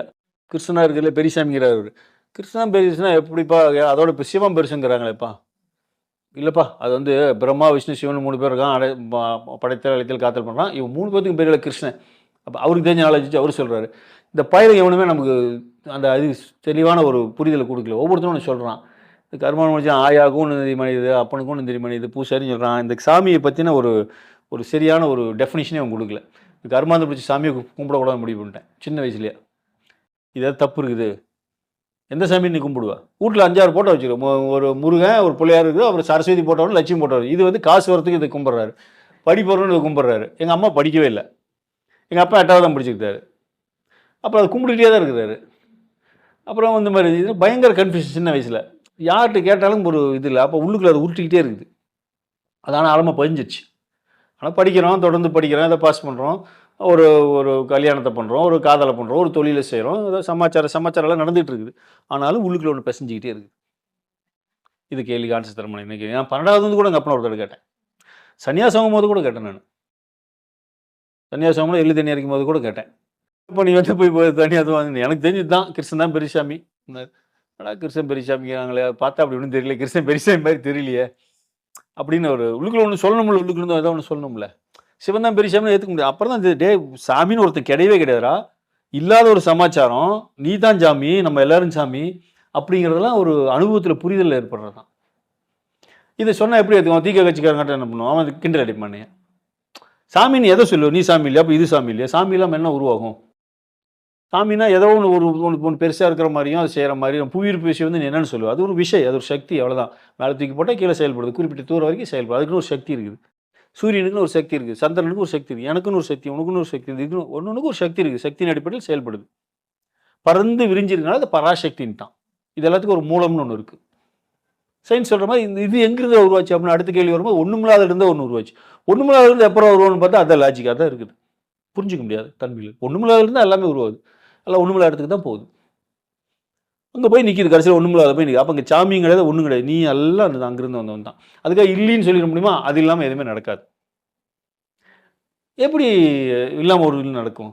அப்போ மனிதர்களோட அறிவுக்கு, அந்த காலகட்டத்தில் வாழ்ந்த மனிதர்களோட அறிவுக்கு என்ன சொன்னால் புரியுமோ அதுக்கு தகுந்த மாதிரி கொஞ்சம் அறிவில் மிகுந்து இருந்தவங்க ஒரு சிலதை படைச்சாங்க. ஆரம்பத்தில் உருவ வழிபாடுலாம் இல்லாமல் இயற்கையை கும்பிட்டாங்க. அப்படியே டெவலப் ஆச்சு. அப்போ அந்த காலகட்டத்தில் வாழ்ந்த மக்களுக்கு தகுந்த மாதிரி கொஞ்சம் அறிவாளி ஒன்றை படைச்சான். இன்னும் இடையில வந்த ஒரு சில அறிவாளிகள் என்ன பண்ணாங்க? அத்தனை பற்றி முட்டாளே வச்சுருந்தா தான் நம்ம சோகம் காண முடியும்ட்டு எல்லாத்தையும் முட்டாளே வச்சுக்கிட்டானுங்க. கதைகளை கட்டி அவுத்துட்டு புராணங்கள் எழுதி படுறான்னு சொல்லி நம்மளை முட்டாளே வச்சுருந்தாங்க. அவங்க 2000 வருஷம் 3000 வருஷம் நம்மளை ஆட்சி பண்ணாங்க, ஆட்சி பண்ணிகிட்டு இருக்கிறாங்க. அது நம்ம பகுத்து பார்த்தா தான் தெரியும். புத்தகத்தில் எப்படி தெரியும்? எழுதப்பட்டதெல்லாம் அவர்களால் எழுதப்பட்ட புத்தகம். படிக்கக்கூடிய கதைகள் எல்லாம் அவர்களால் எழுதப்பட்ட கதைகள். என்ன பண்ணுவேன்? மனுசாஸ்திர பிரகாரம் சொல்லுவாங்க. அது வேறு மாதிரி இருக்கும். அந்த மாதிரி சொன்ன மாதிரி காலிலேருந்து பிறந்தவன், தொடையிலேருந்து போனோம், தோல்லேருந்து போனோம், நான் தாண்டா வாயிலிருந்து போகிறேன், தலையிலேருந்து போகிறேன், நான் தான் பெரிய ஆளுமா. அது மாதிரி ஒரு சில சிக்கல்லாம் வரும். அதெல்லாம் வந்து அவர்களை ஃபேஸ் பண்ண வேண்டியது. அப்போ வந்து யாரும் விடை கொடுக்குறதுலாம் ஆள் கிடையாது உனக்கு. உன் கேள்விக்கெல்லாம் நானோ இவரோ அவரெல்லாம் விட சொல்ல முடியாது. நீ தான் தேடணும். புரியுதா? நான் போய் ஒரு சத்திரியன்கிட்ட, ஒரு குரு பரசுராமன்கிட்ட போய் நான் போய் சேர்ந்தான்னு வச்சுக்க, அவன் பிராமணன் சத்திரியன் மாதிரி வாழ்ந்தான், அவன் தர்மத்தை தான் சொல்லி தருவான். ஒரு பறவைகிட்ட போய் ஒரு குருவார்கிட்ட போய் நான் போய் சேர்ந்தேன்னு வச்சுக்கோ, அவரோட சத்தியத்தை தான் எனக்கு சொல்லி தருவார். என்னோட சத்தியம் வேற. எத்தனை குருமார்கிட்ட போனாலும் அவருக்கு எது சத்தியமாக தான் சொல்லு, அது அவரோட சத்தியம். அது எனக்கு எப்படி அது பொருந்தும்? அப்போ நான் தான் தேடணும், நான் தான் தேடணும். தேட அறிவு அதிகமாகும். அறிவு அதிகமாகும், திமிரு அதிகமாகும். ஏன்னா எனக்கு தெரியுது இல்லை. இப்போ திமிரு அதிகமாகும், நெஞ்சை நிமித்துவேன், கொண்டை போட்டுக்குவேன், இப்படி ஆட்டுவேன், காவி கட்டிக்க, ருத்ராட்சி போட்டு 10 இது வரைக்கும் 4-5 ருத்ராட்சியம் போட்டு பட்டை போடுவேன், இல்லை நாமம் போடுவேன், இப்படி ஒன்று போத்திக்குவேன், எல்லா வேலையும் பண்ண ஆரம்பிச்சிடுவேன். ஏன்னா அவங்க கொஞ்சம் தெரிஞ்சு போச்சு இல்லை, அதுலேயும் தப்பிச்சு வரணும். அப்போ இன்னும் தேடும் போது மனுஷாலிட்டிருந்து கற்றுக்க ஒன்றும் இல்லடான்னு முடிவு பண்ணுவேன். இந்த சனியெல்லாம் வேஸ்ட்டுன்னு அந்த கர்மாதத்தில் விட்டாதாண்டான்னு நினைக்கும் போது விட முடியாது, உன்னை பிடிச்சிக்கும், முதல்ல பிடிச்ச மாதிரி. இதெல்லாம் விட்டாதான் நம்ம தப்பிக்க முடியும்னு நினைக்கும் போது அதுலேருந்து நம்மளால் வெளியில் வர முடியாது. எதை பண்ண புண்ணியம், ஏதோ நம்ம தேடலோட தீவிரம் இருந்து ஏதோ ஒன்று நம்மளை காப்பாற்றினா ஏதோ ஒன்று தான் சொல்ல முடியும். எதுலாம் சொல்ல முடியும்? நீ கும்பிட்டு சாமி ஒன்றுமே கூட வராதுங்க. எந்த சாமியும் கூட வராது. அற்புதமான விஷயம் ஒன்று, ஒரு இது ஒன்று படித்தேன். 7 நாட்கள் நினைக்கிறேன் அந்த புத்தகத்து பேர், 7 days. அந்த புக்கை படிச்சுன்னா தெரியும் கடவுளோட உதவி எப்படி இருக்குன்னு சொல்லிட்டு. அப்பயும் கடவுள் நம்புவான். அதே மாதிரி கிழவனும் மீனவனும், மீனும் கிழவனன்னு ஒரு குட்டி புத்தகம் இருக்கும், கதை ஒன்று, மீனும் கிழவனன்ட்டு. இதில் ஐரோப்பியன் கண்ட்ரியில் ஏதோ ஒன்று எழுதுனது, கிழவனும் மீனுன்ட்டு. கடவுள் இருக்காருங்கிறதுக்கு அதில் அருமையான ஒரு இது இருக்குது. 2 செமையான புக்கு. இதை படிச்சுன்னா கடவுள் ஒருத்தர் இல்லைங்கிறது இந்த கதை சொல்லணும், கடவுள் ஒருத்தர் இருக்காண்டா அப்படின்னு இந்த கதை சொல்லணும். 2 ஒரே நேரத்தில் படித்தேன் நான். அவ்வளோ பியூட்டிஃபுல்லாக இருக்கும். அது மாதிரி கடவுள் இருக்காருன்னு சொல்ல முடியாது, இல்லைன்னு சொல்ல முடியாது. அதெல்லாம் ஆளை பொறுத்து மாறுபடும். ஒரு லெவலுக்கு போகும்போது அது ஒன்று நடக்கும் நமக்கு. இந்த கர்மாந்தனை கற்றுக்கிட்டதெல்லாம் தொலைய ஆரம்பிக்கிறதுலாம் வெயிட்னு நமக்கு தெரிய ஆரம்பிப்போம். அப்போ பந்த பாசம்லாம் அத்து போகிற மாதிரி நானும் அத்து போகும். அப்போ வேற ஒன்று உள்ளே இறங்கும். அது எப்படி நம்மளால் புரிஞ்சிக்க முடியும்? ஒரு சாணக்கியனோட அர்த்த சாஸ்திரத்தை படித்து நம்மளால் புரிஞ்சிக்க முடியலையே. E=mc² நமக்கு புரிய மாட்டேங்குது. இவர் சொல்கிற ஜோசி நமக்கு புரிய மாட்டேங்குது. ஜோசியத்தை நம்மளால் பண்ணிட முடியுமா? ரொம்ப சிரமம் அது கணக்கு போடுறது. ஒரு ஜோசியத்தை நம்மளால் கணிக்க முடியல, புரிய மாட்டேங்குது. அப்போ நமக்கு அவ்வளோதான் அறிவு இருக்குது. அப்போ நமக்கு புரியலைங்கிறது அது இல்லைன்னு நம்ம எப்படி சொல்லிட முடியும்? ஜோசி இல்லைன்னு அவர்கிட்ட சொல்லிட முடியாது நம்ம. ஏன்னா நமக்கு அது தெரியாது. நான் படித்து அதை கரகண்டு அவருக்கு மேலே நிவர்த்தியாகி நான்லாம் பொழந்து பிடிச்சி பார்த்துட்டு அவர்கிட்ட நான் சொல்லலாம். நான் எதுவுமே பண்ணாமல் இல்லைன்னு அவர்கிட்ட எப்படி சொல்ல முடியும்? அப்போ எவனோ ஒருத்தன் கடவுள் இருக்குன்னு சொன்னால் அதை எடுத்து நான் பகுத்து ஆராய்ஞ்சு அவனோட சண்டை போட்டு கடவுள் இல்லைன்னு நான் சொல்கிறது எப்படி? நானாக உள்ளே போந்து நானாக ஆராய்ஞ்சு பார்த்து கண்ணதாசன் சொன்னால் கடவுள் இல்லைன்னு சொன்னார், கடவுள்னு சொல்லி ரொம்ப இது பண்ணார். அப்புறம் அவரே ஆராய்ச்சி பண்ணி அவரை உள்ளே போய் கடைசியாக ஏதோ ஒரு சமாச்சாரம் இருக்குடான்ட்டு போனார். இருக்குன்னு அதை சொல்லி தொலைய முடியாது, இல்லைன்னு சொல்ல முடியாது. ஒருத்தன் இருக்குனாலே நம்மளை ஏமாத்திரன்னு அர்த்தம். இவர் வந்து கடவுள் இருக்குன்னு சொன்னாலே ஒரு பிராடுன்னு அர்த்தம். இவர் வந்து கடவுள் இல்லைன்னு சொன்னால் இவரும் பிராடுன்னு அர்த்தம். இருக்குன்னு சொல்கிறவனும் பிராடு தான், இல்லைன்னு சொன்ன 2 பேத்துக்குமே தெரியாது. 2 பேத்தையும் நம்பாத. நீ இருக்குன்னு வச்சுக்காத, இல்லைன்னு வச்சுக்காத. உனக்குள்ள நீ ஆராய்ச்சி பண்ணு, உனக்குள்ள தேடு. அவன் சொல்கிறான் இருக்குன்னா அவன் பார்த்துருப்பான், அதில் பார்க்காம இருப்பான். பார்த்துட்டா இருக்குன்னு சொல்கிறான், பார்த்துட்டா சொல்கிறான். எல்லாம் சொல்கிறாங்கிறதுக்காக சொல்கிறான். இல்லைன்னு சொன்னவனும் பார்த்துட்டா சொல்கிறான், எல்லாம் சொன்னாங்கிறதுக்காக சொல்கிறான். இருந்தாலும் என்ன, இல்லாட்டி நான் அந்த ஆளால் ஏதாவது பிரயோஜனம் இருக்குதா? 10 பைசா பிரயோஜனம் கிடையாது கடவுளால். எதுவுமே செய்ய மாட்டான் அந்த. ஸோ உனக்குள்ளே ஒருத்தர் இருக்கான், அந்த கடவுள்னு சொல்கிறவன் தான் உனக்குள்ளே இருக்கான், அவன் எல்லாத்தையும் செய்வான். வெளியில் இருக்க கடவுளால் ஒன்றுமே செய்ய முடியாதுங்க. உள்ளே இருக்க கடவுள் எல்லாத்தையும் செய்வாங்க. அதனால் கடந்து உள்ளே சென்று கடவுளை தரிசிச்சுக்கலாம். அப்போ வாழ்க்கைன்னா என்னன்னு தெரியும். நம்ம பண்ணுற ஒன்றுமில்லாத விஷயத்துக்காக நம்மளே துர்க்கத்தை இன்பத்தை உருவாக்கிறோம். இதெல்லாம் சமாச்சாரம் ஒன்றுமே கிடையாது. அதெல்லாம் வந்து அது ஒரு அறிவு வச்செல்லாம் அதை கணிக்கவே முடியாது. அது ஒரு இதுதான் உள்ளுக்குள்ள நடக்கிறது. உன்னால் உணரக்கூடிய ஒரு சமாச்சாரம். உணர்ந்த விஷயங்களை வெளியில் சொல்ல முடியாது. 2 லவ்வர்ஸ் லவ் பண்ணுற லவ் ஃபீலிங்கை வெளியே சொல்ல முடியாது இல்லையா? ஒருத்தருக்கு ஒருத்தர் வேறு மாதிரி இருக்கும். ஆணுக்கு வேறு மாதிரி, பெண்ணுக்கு வரும். அவங்களுக்கே அடுத்தடுத்த டைம் வேறு மாதிரி இருக்கும். ஒரு காமம் செய்கிறான், காமத்தில் கிடைக்கிற இன்பத்தை நீ எப்படி வெளியே சொல்லிட முடியுமா? சொல்ல முடியாது. உனக்கே வேறு மாதிரி இருக்கும். 2 பேத்துக்கும் வேறு மாதிரி இருக்கும். அது வாயில எப்படி என்னால் சொல்ல முடியும்? மொழியை பயன்படுத்தினா சொல்ல முடியாது. ஒரு ரோஜா பூ வெடிச்சுன்னா அது அழகை நீ எப்படி வெளியே சொல்லுவேன்? அழகாக பார்க்கலாம், ரசிக்கலாம், அனுபவிக்கலாம். இது இப்படி அழகாக இருக்குன்னு எப்படி உன்னால் சொல்ல முடியும்? சொல்லலாம் முடியாது அதை. அப்போ சொல்ல முடியாத ஒரு விஷயத்தை வந்து நீ இருக்குது இல்லைன்னு எப்படி சண்டை கட்டிட்டு இருப்பீங்க 2 பேரும்? 2 பேரும் ஏமாத்துறான், நம்மளை ஏமாத்துறான் அர்த்தம். அப்போ நீ அகராட்சி பண்ணு, உள்ளே போ, விசாரம் பண்ணு. கஷ்டம்தான். நோவமெல்லாம் நோம்பி கும்பிட முடியாது. ஒலிம்பிக்கில் வந்து ஒரு மெடல் வாங்கினா சாதாரண விஷயம்லாம் கிடையாது. செலக்ட் ஆகிறதே பெரிய விஷயந்தான். ஆயுசும் கஷ்டப்படுறவங்களாம் இருக்குது. கஷ்டம்தான். ரிவெஞ்ச் எடுக்கிறனா பண்ணு. இல்லை எப்பயும் போல் அடுத்த பிறகு நீ ஆம்பளை பிறந்து இன்னொருத்தனை கல்யாணம் பண்ணி செத்து போயிரு, மாற்றி இதேமாதிரி பண்ணி 2 பிள்ளையை பெற்று போடுங்க. அவனுக்கு கார்த்தினி வைங்க, அவனுக்கு குப்புசாமி வைங்க, இல்லைன்னா தனுஷுன்னு வைங்க. பேரை மாற்றி வச்சுக்கங்க. ஒரு எண்ணுதுன்னு கிடங்க, காலத்துக்கு அழுவுங்க. ஏதோ ஒரு மாமியாவுக்கு பியல்லுங்க, செத்து போங்க. ஒரு கடைக்கு வேலைக்கு போங்க, சிப்ஸ் வைங்க. இதுதான் ரொட்டீனாக நடந்துகிட்ருக்கும். நீ வேறு வேலையை செய்கிற, சுஜாதா வேறு வேலையை செய்கிற, கீதா வேலையை செய்கிற, சாந்தி வேறு வேலையை செய்கிறான். மொத்தத்தில் எல்லா வாழ்க்கையும் அந்த பிரச்சனை எல்லாம் இருந்துகிட்டு இருக்கு. வேலை வேறு, புருஷன் வேறு, புள்ளக்குட்டி வேறு, வீடு வேறு, துணிமணி வேறு, கலரு வேறு. நடக்கிறதெல்லாம் ஒன்று தான். உங்கள் லைஃப்பில் எடுத்து பாருங்கள். பிரச்சனை வேறு மாதிரி இருக்கும். ஆனால் உள்ளுக்குள்ள வர வழி எல்லாத்துக்கும் ஒன்று தான். புருஷன் இல்லைன்னு அழுகுற, இந்த புருஷன்கிட்ட மாட்டிக்கிட்டேன்னு அழுகுற சாந்தி, சுஜாதா என்ன அழுகுறான்? அப்படி தான் அழுகுறாங்க. ஐயோ வீணா பொண்ணு மாட்டிக்கிட்டுமே அழுகுறாங்க. இல்லை இவர் கல்யாணம் ஆகலைன்னு ஒருத்தம், அவருக்கு ஏன்டா கல்யாணம் ஆச்சுன்னு ஒருத்தம், அந்த ஆளு கல்யாணம் பண்ணிக்கலாமா வேண்டாமான்னு ஒருத்தம். இப்போ இவர் எப்பா நான் கல்யாணம் பண்ணாமல் இருந்தேன் அப்படின்னு சொன்னாலும் இவர் திருப்தியாக சொல்லிடுவாங்க. கேளுங்க, எப்பா கல்யாணம் பண்ணி அடித்து சத்தியம் பண்ணி சொல்ல ஒரு சொல்ல முடியாது.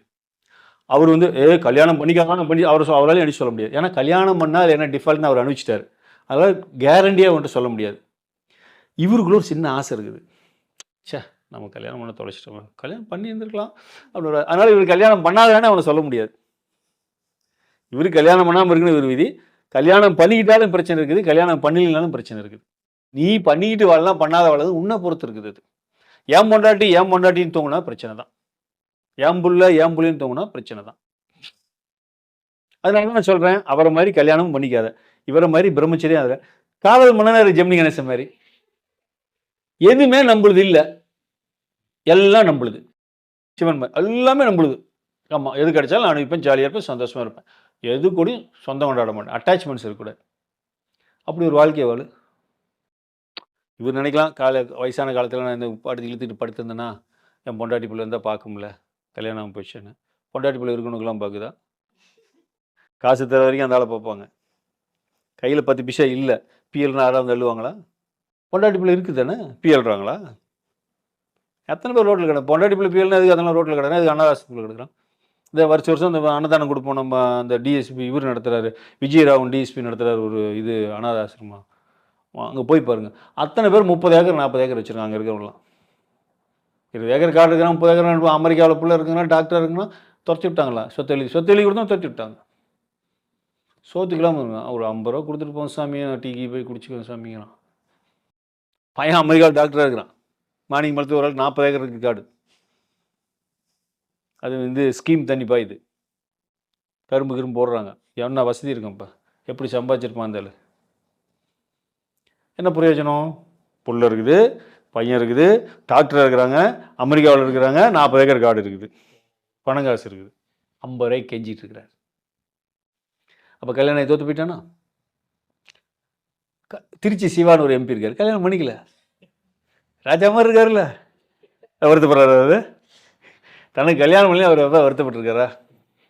எப்படி இருக்காரு? சந்தோஷமா நல்லா எம்பி இருக்கார், ஃப்ளைட்டில் போகிறார், காரில் வரும், 5 ஸ்டார் இருக்குது, ஜாலியாக ஒன்று எக்ஸசைஸ் பண்ணுறாரு. திருமாவளவன் கல்யாணம் பண்ணிக்கல. திருமாவளவன் என்னமோ கட்சி, அந்த கட்சி விடுதலை செய்தி, திருமாவளவன் கல்யாணம் பண்ணிக்கல. அவர் என்ன வருத்தப்படுறாரா? தனக்குன்னு ஒரு முதியோர் இல்லத்தை ஆரம்பிச்சு வச்சிருக்கிறாரு, முதியோர்களுக்கு நிறைய பேர் அதில் வச்சிருக்காரு, அதில் வந்து ஃபண்டு கொடுக்குறாரு, எல்லாத்துக்கும் சாப்பாடு போய் தானும் அந்த முதியோர் இல்லத்தில் போய் தீபாவளி போய் அங்கே தான் கொண்டாடுறாரு. ஒவ்வொரு தீபாவளியும் முதியோர் இல்லத்தை போய் கொண்டாடுறாரு. எனக்கு வயசாச்சுன்னா நாங்கள் சேர்ந்துக்கிறேங்கிறாரு, நிம்மதியாக இருக்கிறேங்கிறாரு. கல்யாணம் பண்ணலாம் பிரச்சனை தான் இருக்கிறான். பெரிய பெரிய இவங்களாம் சொன்ன பேர் தெரியும், அதனால உங்களை சொல்கிறேன். பில்கேட்ஸ் கல்யாணம் பண்ணார், என்ன பண்ணார்? பில்கேட்ஸ் உலக முழக்க கல்யாணம் பண்ண என்ன பண்ணார்? சந்தோஷமாக அந்த லவ் மேரேஜ் தான், நல்லா தான் வாழ்ந்தாங்க. 2 பிள்ளைங்களுக்கு கல்யாணம் பண்ண வயசு வந்துச்சு. இன்னொரு டைவர்ஸ் பண்ணிட்டு சொத்தை பாதி பிரித்து வாங்கிட்டு போயிட்டா. அந்த 2 பிள்ளைங்க கல்யாணம் பண்ணி சீர் சேர்த்து வாங்கிட்டு போயிடுச்சு. இவர் ஒரு முதியோர் இல்லம் வச்சிருந்தாரு, நிறைய ஃபண்டு கொடுத்தாரு. கடைசியில் அந்த முதியோர் இல்லத்தில் போய் இருந்துக்கிட்டாரு. முதியோர் இல்லத்தில் தான் உலகத்தை ஆட்சி பண்ணிட்டு இருக்காரு. ஸோ கல்யாணம் பண்ணி தோற்று போனவனும் இருக்கிறான், கல்யாணம் பண்ணாமல் தோற்று போனவனும் இருக்கான், கல்யாணம் பண்ணி ஜெயிச்சவனும் இருக்கிறான், கல்யாணம் பண்ணாமல் ஜெயிச்சவனும் இருக்கான். அது அவனை பொறுத்து இருக்குது. அதனால் வந்து ஐயோ நம்ம கல்யாணம் ஆகலைன்னா ஃபீல் பண்ண வேண்டாம். இப்போ கூட கல்யாணம் பண்ணலாம், ஆனால் வம்பு. கல்யாணம் பண்ணாலே வம்பு. கல்யாணம் பண்ணால் லவ் பண்ணுங்க, லவ் பண்ணி ஒரு அண்டர்ஸ்டாண்டிங், அப்போ கெட் டுகெதர் வாழுங்க.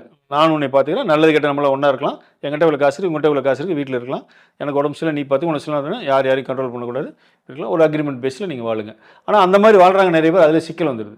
மனிதனோட மனம் என்ன பண்ணால் பொசிஷனஸ் வந்துடும், எனக்கு மட்டும்தான் சொந்தம் அப்படின்னு வந்துடும்.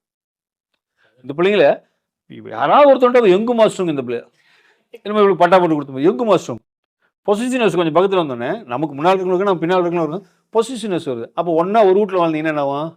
அவங்க என்ன தீட்டி பேசுகிறா, இவர் கேட்பாரு, வயசாகிடுச்சுன்னு நினச்சிக்காதீங்க, வயசாகிடுச்சு தலையில் சொட்டையாச்சு, வயசான 60 வயசு ஆகி போச்சு, ஒரு கேள்வி கொண்டு வரும், அவங்க கூட என்னுடைய வேலைன்னு கேட்பாரு. ஏன்னா மனுஷன் புத்தி அப்படி தான் இருக்கும். இவர் யார்கிட்ட ஃபோனில் பேச யார் கூட பேசணும், கிளவிக்கு இவங்க செக்ஸ் வச்சு போகிறதே கிடையாது. 2 கிழவங்களை செக்ஸ் கிடையாது, சும்மா ஒரு அரவணைப்புக்காக வாழ்கிறாங்க, ஒரு ஒத்தாசிக்காக இருக்கிறாங்க, ஒரு அண்டர்ஸ்டாண்டிங் இருக்காங்க, லீகலாக அவங்க மேரிடும் கிடையாது, செக்ஸ் வச்சுக்க முடியாது, ஆனாலும் கேட்பாங்க. ஏன்னா என்னதுன்னு வந்துருச்சு. அப்பா என்னதுன்னு இல்லாமல் நீ கல்யாணம் பண்ணிக்கிட்டு வாழு, கல்யாணம் பண்ணாமல் வாழு, உனக்கு எதுவுமே ஒன்றும் பண்ணாது. எனக்கு சொந்தம் இல்லை, ஆனால் அவங்களால அவருக்கு டார்ச்சர் இருக்க தான் செய்யும். நீ என்னது இல்லைனாலும் அவங்க என்னதும்பாங்க. நீ என்னோட உடமை, நீ எனக்கு தாலி கட்டிட்டு ரிஜிஸ்டர் மேரேஜ் பண்ணிட்டுவாங்க. அதெல்லாம் நீ பட்டும் படாமல் தட்டும் தடா அப்படியே அவங்க போக்கில் போயிட்டு அவங்க மோரை இழுத்துக்குவாங்க, சண்டை கட்டுவாங்க, சாமானை தூக்கி அடிப்பாங்க, பேச மாட்டாங்க. எதா இருந்தாலும் சரி நீங்கள் அப்படியே போயிட்டே இருக்க வேண்டியதாக கண்டுக்காம கடைசி. ஆனால் வந்து இவன் இப்படி தான் மட்டும் முடிவு பண்ணிடுவான்னு மட்டும் நினச்சிடாதீங்க. 90 வயசு ஆனாலும் இவன் இப்படி தான்லாம் முடிவு பண்ண மாட்டாங்க, அந்த மாதிரி இருக்கும். அப்போ அந்த அட்டாச்மெண்ட்ஸே சிக்கல் வருது. அதனால வந்து ஒருத்தரோட தன்னோட அனுபவத்தை சொல்கிறாங்கிறதுக்காக உங்கள் அனுபவம் அப்படி இருக்குன்னு நம்ப முடியாது. இவருக்கு ஒரு அனுபவம் இருக்குது, அவருக்கு ஒரு அனுபவம் இருக்குது. இவர் கல்யாணம் பண்ணாலும் தோற்று போயிடுவார், அவர் கல்யாணம் பண்ணாமல் இருந்தாலும் தோற்று போயிடுவார். எப்படின்னா தோல்விங்கிறது அவங்கவுங்களை பொறுத்து தான் இருக்குது ஒழிய வெற்றி தோல்வி வந்து நம்ம கல்யாணத்தினாலேயே கல்யாணம் பண்ணாதனாலேயே இல்லை. உங்களோட சேர்ந்தோன்னே மணிகண்டன் பண்ணா எனக்கு கல்யாணம் வேணா கல்யாணம் வேண்டாம்னா, அவங்க அண்ணனுக்கு கல்யாணம் பார்த்தா அவனுக்கு கல்யாணம் சேர்ந்துருச்சு. அப்போ வந்து என்னாச்சுன்னா யார் கூட சேர்றானா அது அவனுக்கு ஒட்டிக்குது, பிரதிபலிக்குது. தனக்குன்னு அவனா லைஃப் அவன் சரியாக டயக்னைஸ் பண்ணல, சரியாக புரிஞ்சிக்கல. அண்ணனுக்கு இதெல்லாம் செய்கிறாங்க, நமக்கும் இந்த மாதிரி எல்லாருக்குமே நினைக்கிறான். அப்போ கல்யாணம் பண்ணணுன்னு சேண்டா கல்யாணம் பண்ணணும்னு நினைப்பான். அப்போ காரணம் என்ன? அட்டாச்மெண்ட்ஸ்னால வர பிரச்சனை, என்னதுன்னு வரனால வர பிரச்சனை. அதை உதிர்க்கணும், அதாவது சாதாரண விஷயம் கிடையாது. அதாவது ஆனால் அது இல்லைன்னா அந்த ஒரு இது அமைப்பு இருக்காது. அந்த அமைப்புக்காக அந்த என்னதுங்கிற ஒரு அட்டாச்மெண்ட்ஸ் தேவைப்படுது. ஆனால் அந்த அமைப்பு அந்த அமைப்பில் இருந்துக்கிட்டே அமைப்பில் பட்டும் படாமல் இருக்கிறது அனுபவத்தால் வர்றது. அதுக்காக தான் ஆண்டவன் துன்பத்தை கொடுக்குறான். அப்போ ஒவ்வொரு துன்பம் வரும்போது நீங்கள் ஒரு தடவை புருஷன் சண்டை வரும்போது நீங்கள் டயக்னைஸ் பண்ணி புரிஞ்சுக்கணும் லைஃப்பை. சும்மா சண்டை வரதோ ஒரு இது வரதோ கிடையாது. இப்போ நீங்கள் ஒரு வேதனைப்படுறீங்க, பொண்டாட்டி இல்லைன்னு வேதனைப்படுறீங்க, பொண்டாட்டி இருக்குதேன்னு அவர் வேதனைப்படுறாருன்னா ஏன்னு சொல்லி டயக்னைஸ் பண்ணணும். டயக்னைஸ் பண்ணி அதை அந்த பேட்டர்ன் எடுக்கணும். பேட்டர்ன் எடுத்து நம்ம ஒர்க் அவுட், அவ்வளோ சாதாரண விஷயம், அவ்வளோ செய்து ஒர்க் அவுட் பண்ணிட முடியாது. ஒர்க் அவுட் பண்ணும்போது ப்ராக்டிஸ் மனம் வலிமையாக இருக்கும், நம்மளால் அது வந்து செய்ய முடியாது. ஆனாலும் திரும்ப தோத்துட்டோமே திரும்ப முயற்சி பண்ணணும். நம்ம கற்றுக்கிட்ட உடனே அடுத்தவங்களுக்கு சொல்லித்தரணும், இந்த மாதிரிப்பா நீ முயற்சி பண்ணு. எனக்கு முன்னாடி முயற்சி பண்ணி கூட போயிடலாம். ஆனால் நான் ஒரு விஷயத்தை கண்டுபிடிச்சிருக்கேன், இப்படி இருக்குது, நீ வேணால் வயல் செஞ்சு பாரு, உனக்கு தோணுதான்னு பாரு, நீ சொந்தமாக அதை முயற்சி பண்ணணும். அப்போ எனக்கு இன்னும் நிறைய அனுபவங்கள் என் வாழ்க்கையில் கிடைக்கும். நான் மெருகூட்டிகிட்டே போகலாம். இந்த பரிணாம வளர்ச்சிங்கிறது எல்லையே கிடையாது. இது ஒரு முற்று. எப்போ சார் முடிஞ்சிடும்? எனக்கு 60 வயசுக்குள்ள முடிஞ்சிருமா? சாவரத்துக்குள்ள முடிஞ்சிருமா? பரிணாம வளர்ச்சி இருந்துகிட்டே இருக்கக்கூடிய சமாச்சாரம், மெச்சூரிட்டிங்க. இந்த பிரபஞ்சம் வளர்ந்துக்கிட்டே தான் இருக்குது. பிரபஞ்சத்துக்கே முடிவு கிடையாது. போயிட்டே இருக்குது. நம்ம ஒவ்வொருத்தரும் திங்க் பண்ண பிரபஞ்சம் விரிஞ்சிக்கிட்டே இருக்குது. ஒவ்வொரு ஜீவராசியும் திங்க் பண்ணிகிட்டே தான் இருக்குது 24 மணி நேரம். திங்க் பண்ண பிரபஞ்சோட சைஸ் பெருசாகிட்டே இருக்குது, போயிட்டே இருக்கு. அப்போ அந்த மாதிரி நம்மளோட பரிணாம வளர்ச்சி அறிவுங்கிறது எல்லையில்லாத ஒரு சமாச்சாரம் விரிஞ்சிக்கிட்டே தான் இருக்கும். அப்போ போகும்போது உனக்கு ஒரு சில ஞானங்கள் கிடைச்சிக்கிட்டே இருக்கும். ஞானங்கிறது ஒரு இல்லை என்லைட்மெண்ட்னால ஏமாற்றிட்டு நல்லா திருட்டு போயெல்லாம் என்லைட்மெண்ட் ஏமாற்றிட்டு இருக்கானுங்க. எனக்கு தெரிஞ்சு என்லைட்மெண்ட் ஒரு இன்ஸ்டன்ட் ஒரு சமாச்சாரம்லாம் கிடையாது.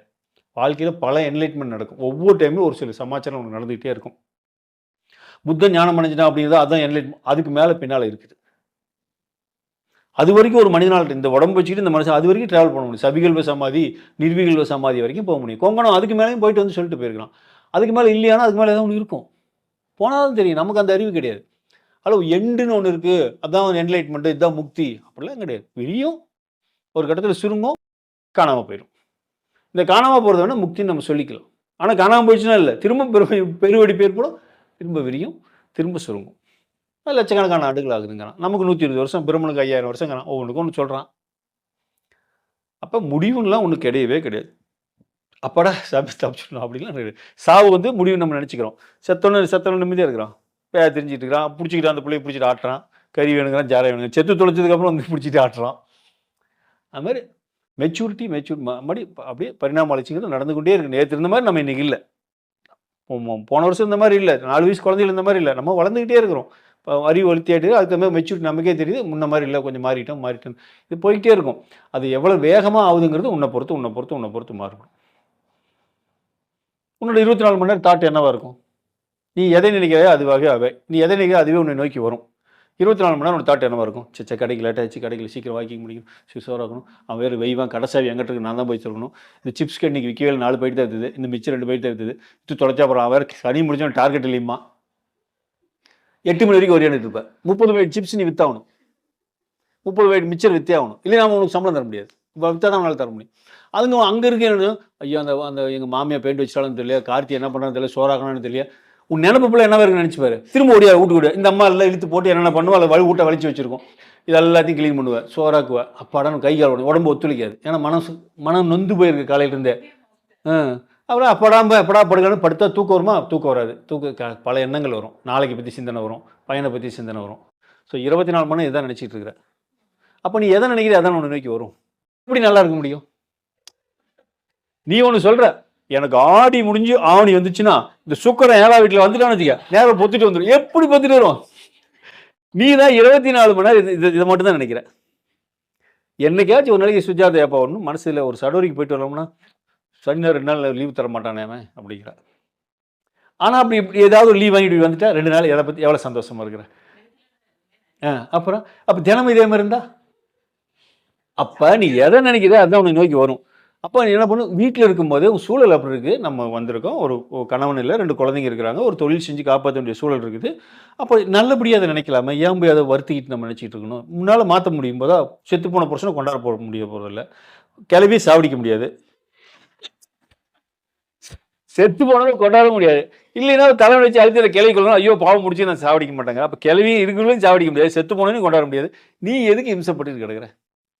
அப்படியே ஜாலியாக எடுத்துக்கு செய்கிற வேலையை. ஆண்டவன் கொடுத்தான் மிச்சர் வைக்குமா ஆண்டவன் கூட. நீ ஆண்டவன் மிச்சர் வைக்க சொல்லியிருக்கான். அவையே அம்பானியிட்ட பெட்ரோல் விற்றா தான் நீ பெரியாளா? மிச்சர் தான் ஆண்டவன் கொடுத்துருக்கான். பிஎல்றையா கவலையப்படாத, மாமியாவுக்கு பிஎல்ற புண்ணியத்தை கொடுத்துருக்கான் ஆண்டவன். சந்தோஷமா இல்லை, சந்தோஷம் பசங்களை சாப்பிடுச்சு இருக்கிறத எப்படி சந்தோஷம் மாற்றிக்கலான்னு பாரு. அப்படி பண்ண பாரு, உன்னோட வாழ்க்கை மாறும். உனக்கு வேலை ப்ரொமோஷன் கிடைக்கும். வேறு வேலை வந்து சுஜாதா மாதிரி யாரும் சொல்லுவாங்க, அங்கே சும்மா கணக்கு எழுதுற வேலை தானா, சம்பளம் 20,000 வேலை மாறும். எண்ணம் மாறினா எல்லாம் மாறும். பையனுக்கு ஒரு நல்ல வேலை கிடைக்கும். அந்த இடத்துல ஒரு அழகான ஒரு கேரளா பிள்ளை லவ் பண்ணி கூட்டி அம்மா ஆசீர்வாதம் பண்ணுவாம்மா, செலவு இல்லாமல் கல்யாணம் பண்ணிட்டு போயிடுவான். என்ன கேரளா ரிசர்ச் பண்ணி எல்லாமே அப்படியே மாற ஆரம்பிச்சிடும். ஏன்னா திங்கிங் எப்படி இருக்குங்கிறது. நீ 24 மணி நேரம் துக்கத்தையும் துயரத்தையும் சோகத்தையும் தான் நினைக்கிற. மலம் ஒரு நாளாவது உன்னோட எண்ணத்தில் வராமல் போயிருதா? மாமியா பேசுகிற மலம் வந்துக்கிட்டே தான் இருக்குது. எங்கே பீ பேருமோ இதே தான் நினைப்பு வந்துகிட்டே இருக்குது. அப்புறம் வாழ்க்கையில் மலம் இல்லாமல் என்ன இருக்கும்? ஒருத்தர் சொன்னேன், இவங்க பிரச்சனை, அவங்கள பிரச்சனை. அதுக்காக தான் என்ன பண்ணுறேன், எப்படி பண்ணலாம், கீதா எப்படி அழகாக அடிச்சு கொண்டாந்த பற்றி இல்லை. அப்போ என்ன பண்ணலாம்? திங்க் பண்ணுறது உனக்கு நேரத்தை கொடுக்காத, குடு பாசிட்டிவா, போடு புக்கு அள்ளி கொடு. இந்த நாணக்கதை 24 மணி நேரம் நாணக்கதைகள் படிக்கிற வேலை தான். நாணக்கதையில் போர் அடிச்சுதா எடுத்து வச்சுட்டு வீடியோ பண்றவள. நீ எதை பார்த்தாலும் பார்க்கறது, கேட்கறது, பிடிக்கிறது எல்லாமே பாசிட்டிவ், பாசிட்டிவ், பாசிட்டிவ். வேற வேலையே இருக்கு. டியூஷனா நிறுத்திடு. டியூஷன் எடுக்கிற காசு நான் தரேன். டியூஷன் நிறுத்து நீ. ரெக்கார்டு வைக்கிறியா? கேட்கும்போது கொரியர் நம்ம கடைக்கு க்ளோஸ் பண்ணு. துணி தைக்கிற துணிலாம் தைக்காத. 5000 ஒரு ப்ளவுஸ் நான் மட்டும் தை. வருது அதை மட்டும் தான் தைக்கிறாவ. 5000 ஒரு ப்ளவுஸ் இதெல்லாம் வச்சு என்ன பண்ணுவான்? நீ தைக்காத, வாங்கிக்க. பூ போட புள்ளி போட கொடுத்துரு. ஒரு 2000 கொடுத்துரு. பூ போட்டு புள்ளி போட்டு வாங்கி கொடுத்துரு. 3000 கமிஷன் எடுத்துக்க. 3 ஜாக்கெட் 4 ஜாக்கெட் மட்டும் தை, வேற தைக்காத. சொன்னபடி செஞ்சா. இப்போ மாறுது மாறுது மாறுது. ஏமா அந்த பிரச்சனையான கணக்கிலே வச்சுக்காத. அப்போ என்னாச்சு? ஒரு நாள் 2 நாள் 1 மாதம் பயங்கரமான மாற்றம். பயங்கரமான மாற்றம். நமக்கு வந்து ஒரு வீடியோ பார்த்து நன்றாக இருக்கிறது ஸ்கிரீன்ஷாட் போட நமக்கு டைம் இல்லையே. பிய நினைக்கிற 10 தடவை. இது டைம் இல்லையே. எப்படி மாற்ற முடியும் நினைச்சு பாரு. எப்படி மாற்ற முடியும் நினைச்சு பாரு. நான் அது எல்லாருமே என்ன சொல்லுவாங்க? ஜீபம் பண்ணி என் காலில் விழு, நான் உன்னை ஆசீர்வாதம் பண்ணிக்கிறேன், இந்த தண்ணி தெளிச்சால எப்படிப்பா சரியாகும்? அதெல்லாம் ஊரா ஏமாத்துறாள். சாமியார் அப்படிதான் ஏமாத்துவான். வா பண்ண ஒருத்தவரும் நெத்தியில் கை வச்சு அழுத்தினா உன் தம்பியா என்னது இவன் தம்பி சுஜாதா தம்பி தீட்சை கொடு. ஏடா என்ன உசுரை கொடுத்துட்டு இருக்கோம்? நெத்தியில் கை வைத்து அழுத்தினால்தான் தீட்சைங்கிறான். அந்த ரதின்னு ஒரு அம்மா வந்து நெத்தியில் கை வைத்து அழுத்தினாலும் தீட்சை சாமி. ஏன்னா என்ன பெரிய வேலை பண்ணிட்டு ஒன்றும் இல்லாத ஊரை ஏமாத்துறாங்க. எப்படி நடக்கும்? நீ நினைச்சு ப்ராக்டிக்கலாக நீ லாஜிக்கலாக எப்படி நடக்கும்? உன்னை நீ மாற்றிக்கு, உன் மனநிலையை மாற்றிக்கு, வாழ்க்கை சுற்றுப்புறம் மாறும். என் பொண்டாட்டியை மாற்றினாலே அது பாதிக்கும் தான் இல்லைன்னு சொல்ல. என் பையனோ என் அம்மாவோ பதில் வழியில் பாதிக்கும். பாதிக்க முடியாத அளவுக்கு நீ உன்னை மாற்றிக்கோ. நீ பாசிட்டிவாக இரு. 24 மணி நேரம் கீதா அவங்க அம்மா போனங்கிட்டே அப்படியே தான் படுத்துருக்கு. அங்கே இருந்தால் நமக்கே நோவு வந்துடும். 24 மணி நேரம் சோகமாக தான் இருக்கும். அந்த நாடகத்தையே தான் பார்க்கும். என் பிள்ளை கல்யாணம் அப்படியே இதே தான் நினச்சிட்டு இருக்கோம். அந்த இடத்துல எப்படி இந்த நாள் அவங்க அண்ணன், இந்த நாள் அவங்க அக்கா, இந்த நாள் போலீஸ் ஸ்டேஷனு. என்ன எப்போ பயம் வச்சு ஐயோ கத்தி கிடப்பா அடி கிடக்கும். இந்த நாள் தர்மாஸ்பத்திரி அனுமானம் கிடைக்குது. வெட்டி புறம்போக்குள்ள அவங்க தாத்தா கோயில் வேறு கட்டி போட்டா சுற்றி எப்படியும் அந்த வீட்டில் நிம்மதியாக இருக்க முடியும்? அப்போ சுற்றி நெகட்டிவ் தான் இருக்குது.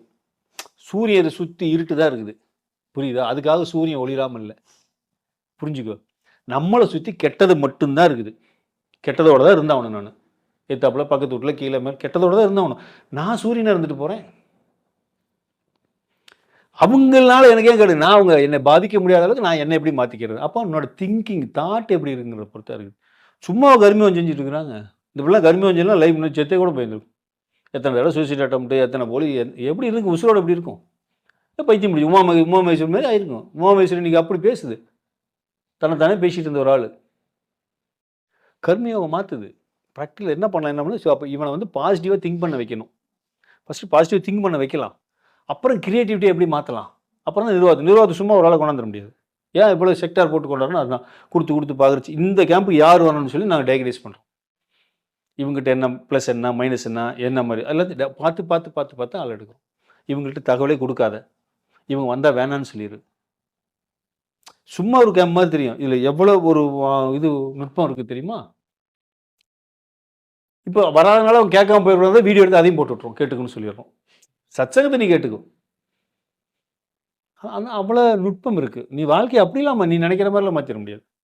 ஒரு சாமியார்கிட்டையோ ஒரு கடவுள்கிட்டையோ போய் நீ காலம் முழுக்க கிருஷ்ணனையோ சிவனையோ பிரம்மனையோ முருகனையோ சரஸ்வதியோ எவ்வளோ என்ன பண்ணாலும் எந்த கும்பிட்டாலும் ஒன்றும் மாறாது. என்னோட அனுபவத்தில் நான் சொல்கிறேன். உங்களுக்கு எதாவது மாதிரி இருக்கலாம் அனுபவம் இருந்தால் சொல்லுங்கள். நீ ஏதாவது அனுபவம் இருந்தால் சொல்லாத்தா. நான் வந்து கிருஷ்ணனை வேணே இதாகிடுச்சு, நான் வந்து சரஸ்வதி வேணே எனக்கு பிஹெச்டி பட்டக்கூடிய எதாவது இருந்தால் சொல்லு. நம்ம எஸ்எம் விக்னேஷ் படிக்கவே இல்லை, பணத்தை கொடுத்து டிகிரி வாங்கிட்டு வந்துட்டான். அக்ரிமெண்ட்டே எப்படி தான் போகிறான். தம்பி 5 வருஷம் இவ்வளோ காசு இவ்வளோ ஃபீஸு இவ்வளோ அட்மிஷன் போட்டு கிளாஸ் போ, எக்ஸாம் மட்டும் அட்டன் பண்ணிட்டு வா, டிகிரி தராங்களா இல்லையா? ஒருத்தன் ஃபோன் பண்ணுறான், எனக்கே ஃபோன் பண்ணான். சார் வந்து இந்த டாக்டரேட் பட்டம் கொடுக்குறேன் சார் இந்த யூனிவர்சிட்டியிலேருந்து, அதுக்கு என்ன சார் நான் பண்ணேன்? நீங்கள் 20,000 மட்டும் கொடுத்தா போதும் சார். ஒரு டேட் ஆஃப் பர்த் கொடுங்க சார், ஃபோட்டோ இதெல்லாம் கொடுங்க சார், டீட்டெயில் 20,000 கொடுத்தீங்கன்னா சென்னையில் வந்து இந்த இடத்துல வந்து நாங்கள் வச்சுருக்கிறோம் சார். 20,000 ஒன்லி ஸ்டேஜில் டாக்டர் பட்டம் கொடுக்குறோம் சார், கௌரவ டாக்டர் பட்டம். புற்றீசல் மாதிரி ஃபோன் வருது. நம்ம திருப்பூர் சேர்ந்து 2 டாக்டர் பட்டம் வச்சுருக்குது. புவனேஸ்வரி உமாமேஸ்வரி 2 டாக்டர் பட்டம் வச்சுருக்குது. 2 டாக்டர் பட்டம். என்ன பிரயோஜனம்? அதனால் அப்படி தான் நம்ம அதான் ஃபேக்ட், அதான் உண்மை. அதை சொல்லாமல் நம்ம வந்து அதை பண்ணுறேன் இதை பண்ணுறேன் வான்னு சொல்லி ஏமாற்றி கலர் கலராக துண்டு போட்டுட்டு ஏதாவது போட்டு பண்ணுறதுக்கு இல்லை. இயற்கையாக வீட்டில் இருக்க மாதிரி இருக்கும், வாழ்கிறோம், லைஃப் அனலைஸ் பண்ணுறேன். நானும் உங்களை மாதிரி டயக்னைஸ் பண்ணுறேன், அனலைஸ் பண்ணுறேன். இப்படி மாற்றிக்கிறோம். அதை செஞ்சு பார்க்குறேன். ஏதாவது ரிசல்ட் வந்து ஒரு தியானத்தை செய்கிறோம், எத்தனை தடவை செய்கிறோம், உங்களுக்கு நல்லா இருக்குன்னு தெரிஞ்சால் மாடிஃபை பண்ணுறோம், உங்களுக்கு கொடுக்குறோம். 1 மணி நேரம் போது வேணாம், இது வேறு எப்படி மாடிஃபை பண்ணலாம், இப்போ அதுக்குள்ளே யோசிக்கிறோம், ப்ராக்டிக்கலாக வருது. மறுபடியும் இன்றைக்கி நைட் நாங்கள் உட்காந்து செய்வோம். இன்னும் மாடிஃபை பண்ணி அதை என்ன மாற்றி எப்படி வேலை செய்யணும்னு பார்த்து தான் அதை பிரித்து எடுத்து மக்களுக்கு கொண்டு கொடுப்போம். அப்போ அது எவ்வளோ பேர் உழைப்பு இருக்குது, எவ்வளோ சிந்தனை இருக்குது, எவ்வளோ செயல்படுத்தணும், அது எப்படி வேலை செய்யுதுங்கிறத பார்க்கணும். அதெல்லாம் பார்க்க வேண்டியது. அப்போ திங்கிங்லாம் எங்களை எதை பற்றி இருக்கும்? இப்போ சொல்லுவா, நீ பஸ்ஸுக்கு நான் கொண்டாடும்போது நீ மெசேஜ் அனுப்பிச்சிடுவேன். திடீர்னு 1 மணிக்கு நான் எதாவது போட்டுட்டு இருப்பேன். கோவம் தான் செய்யும் உங்களுக்கு. இவன் என்னடாவா அழப்போறல 1 மணிக்கு எடுத்துக்கிட்டு போன நோண்டிட்டு குந்திருக்கிறான். 24 மணி எனக்கு திங்கிங் அதை பற்றி தானே இருக்குது. நான் சும்மா படுத்தா அதே தான் ஓடிட்டு இருக்கு. எந்திரிச்சு அதை பண்ணியிருப்பாங்களா, எதை பண்ணியிருப்பாங்களா, அதனால என்ன யூஸ் ஆகுதுன்னு எனக்கு தெரியாது. அது வரப்போதா முறிச்சு ஏதோ ஒன்று செய்யணும். செய்யக்கூடிய செயல் வந்து நமக்கோ இல்லை எத்தாப்பில் இருக்கிறவனுக்கோ உதவுறதா இருக்கக்கூடாது. இவனுக்கு ஒவ்வொருத்தனுக்கு உதவுறதா இருக்கணும். எவனெல்லாம் தெரியக்கூடாது. நம்ம செய்கிற செயல் எவனுக்கு உதவும் தெரியும். இந்த தியானத்தை எவனுக்கு உதவும், அந்த பிள்ளை சொல்லி செத்து போயிடுவேன். இந்த பிள்ளையோட குரல் ஒழிச்சிட்டு இருக்கும் காலகாலத்துக்கும். நீ செய்கிற செயல் உனக்கோ எனக்கோ இல்லாமல் எவனுக்கோ பயன்படுது. அதை பற்றி எனக்கு கவலையில் செஞ்சு தூக்கி போட்டு போயிடுவேன். இந்த ஊரில் ஒரு பாலம் இருக்கும், அருமையாக டிஸ்கவரியில் போடுவோம். நான் லோகித்து கூட அனுப்பிச்சு பார்த்துட்டேன். பங்களாதேஷ் பக்கத்தில் இந்த ஒரு ஆற்றையும் இன்னொரு ஆற்றையும் கறக்கிறதுக்கு அந்த வேர்லேயே ஒரு பாலம் போட்டிருப்பாங்கல்ல. அது என்ன ஊர்? சிலாங்கில் ஒரு இருக்கு, ஆதிவாசிகள் வாழ்கிற இடம். பெரிய ஆறு போகுது. இந்த டால பெரிய ஒரு ஆலமரம், இந்த ஒரு பெரிய ஆலமரம், 2 மரம் இருக்குது. இந்த ஆறு போகும்போது அரிக்கும் இல்லையா, அரிச்சு இந்த வேர் நீட்டிட்டு இருக்கும் இல்லையா, இந்த வேர்களை வந்து ஒன்னோட ஒன்று ஜாயின் பண்ணி கட்டிடுறது. இந்த மாதிரி வேரை கட்டி வேறு பாலம் இருக்குது. பாலம் இந்த ஆற்றக்காரருக்கு பண்ணுறது கவர்மெண்ட்லாம் கட்டித்தரல, பழங்கால மனிதர்கள் பண்ணியிருக்காங்க. இது ஒரு ஜெனரேஷன் நடக்கிற காரியம் இல்லை, 200-300 வருஷமாக நடக்கிறது. அப்போ நான் சின்ன வயசுலேருந்து கட்டியிருந்தாலும் நான் சாவரத்துக்குள்ள அதை அனுபவிக்க முடியாது. ஆனால் எவனொருத்தர் பண்ணி வச்சுட்டு போயிருக்கிறான், யோசிச்சிருக்கான் பாரு.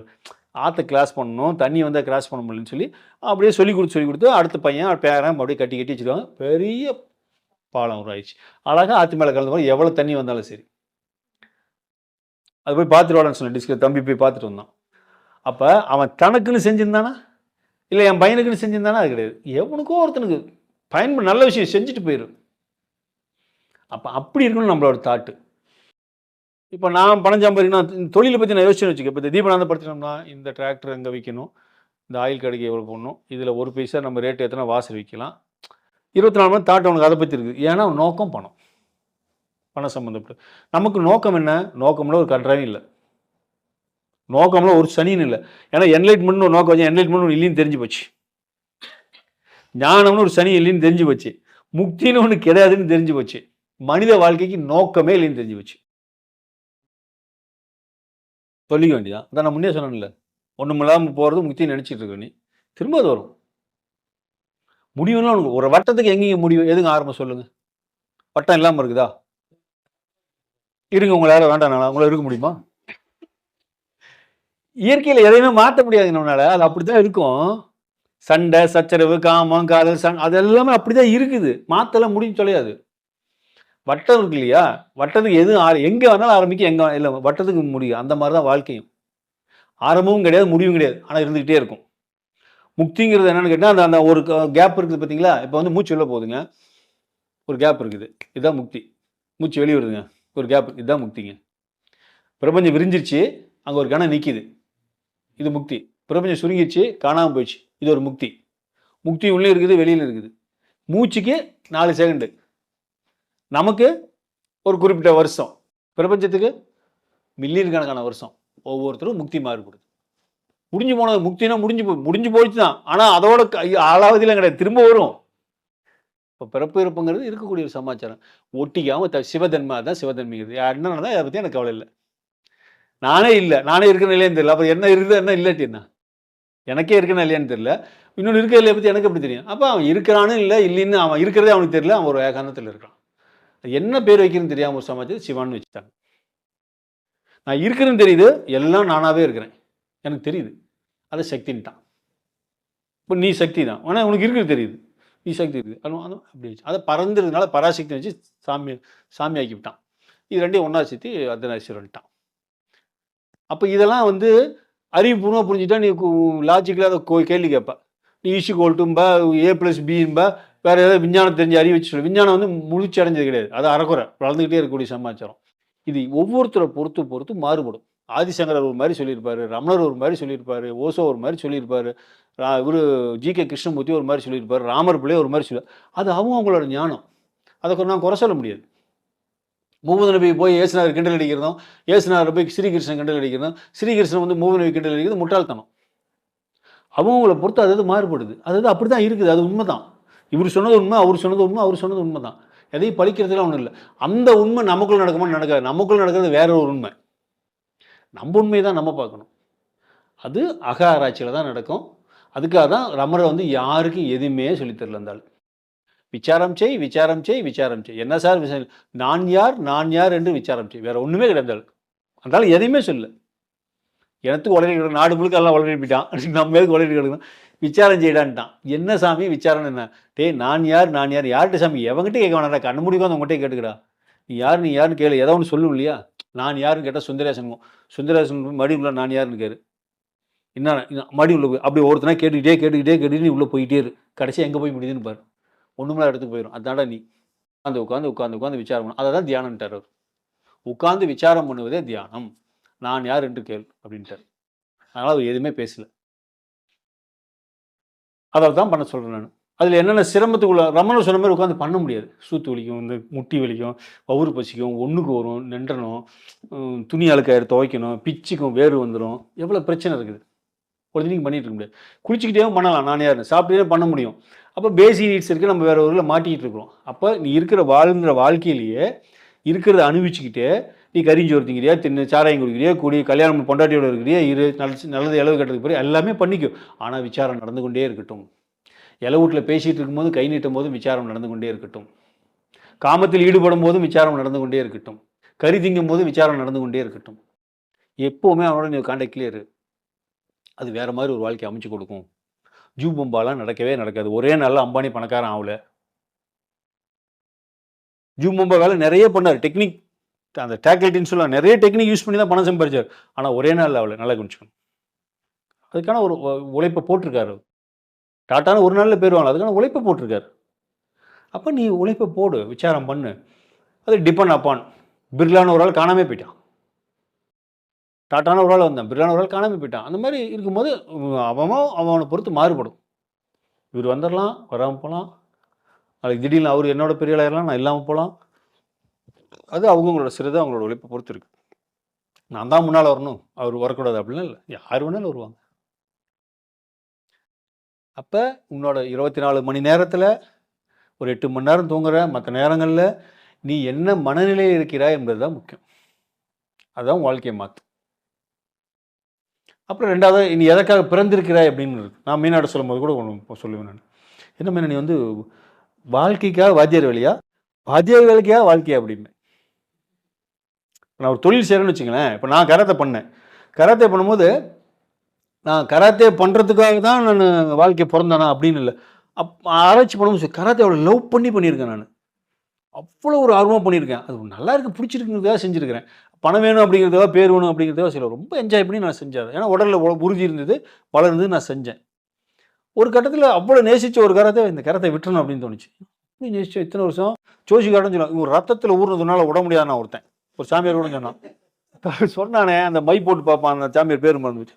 ரத்தத்தில் ஊறுனதுனால விட முடியாது நானே. ஆனால் என் மனசுக்குள்ளே வந்து இந்த கராத்தை விட்டுலான்னு சொல்லி தோணுது.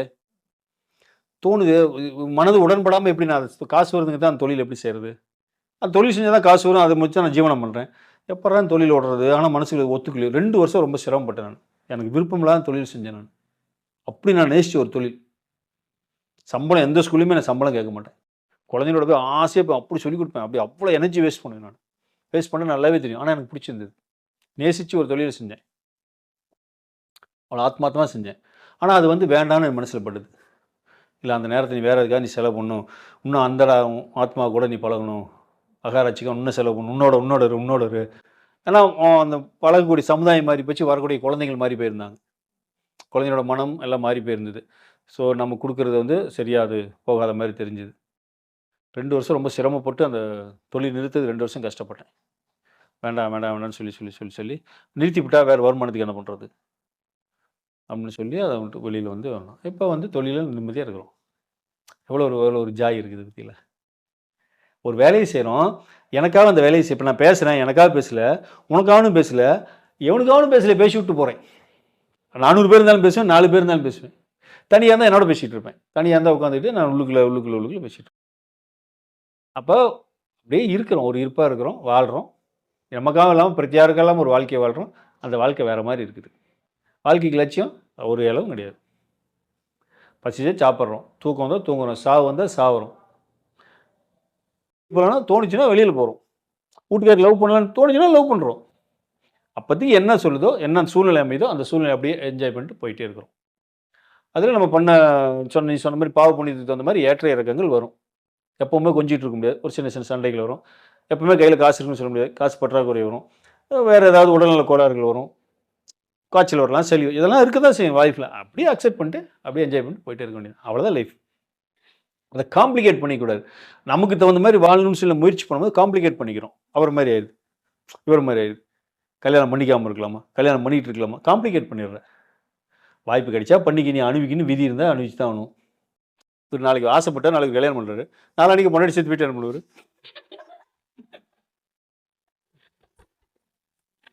சொல்கிறேன், ஒரு இருக்கலாம், நான் சந்தோஷமாக வாழலாம். ஒரு உதாரணத்தை நான் சொல்கிறேன், அந்த பிள்ளையோட தாட்டை நான் சொல்கிறேன்.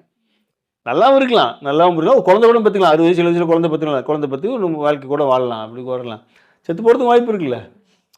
இருக்கிறத பாசிட்டிவ் எடுத்துக்கிறேன், என்ன நடக்குது பாசிட்டிவ் எடுத்துக்கிட்டு நான் வாழ்க்கை வாழ்ந்துட்டு போங்கிறேன். ஏன் அதுக்கு இதுக்கு நீங்கள் வந்து யோசிக்க வேணாம், ஒரு பெருசை போட்டு குழப்பிக்க வேண்டாம். வாழ்க்கை சூழலில் உங்களுக்கு தேவையானதை வந்து வாய்ச்சிருக்குது, எல்லாம் வரல. இத்தனை பொம்பளைகளை ஏன் நம்ம அந்த பொம்பளை கல்யாணம் பண்ணுறோம்? இத்தனை பேருக்கு நம்ம அங்கிருந்து இங்கேயே கற்றுக்க வரோம். அவங்க பக்கத்து ஊர்லேயே கூட நம்ம யாராவது சொல்லி கொடுத்துருக்கலாம்.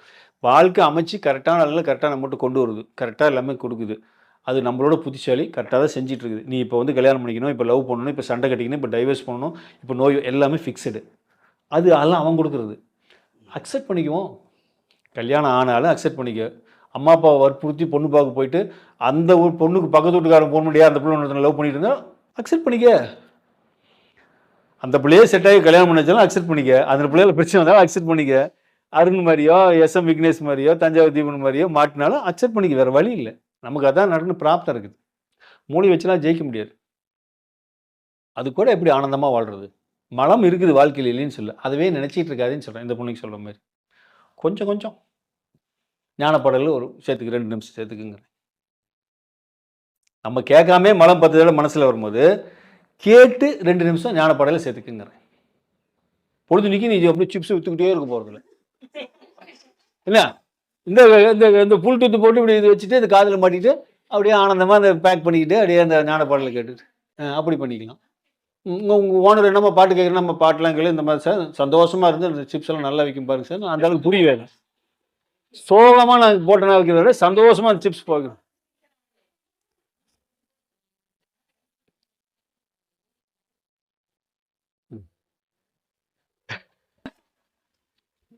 ஏன் வாழ்க்கை உங்களுக்கு அழுகைதான் இருக்கு, அங்கே வந்து அழுகு.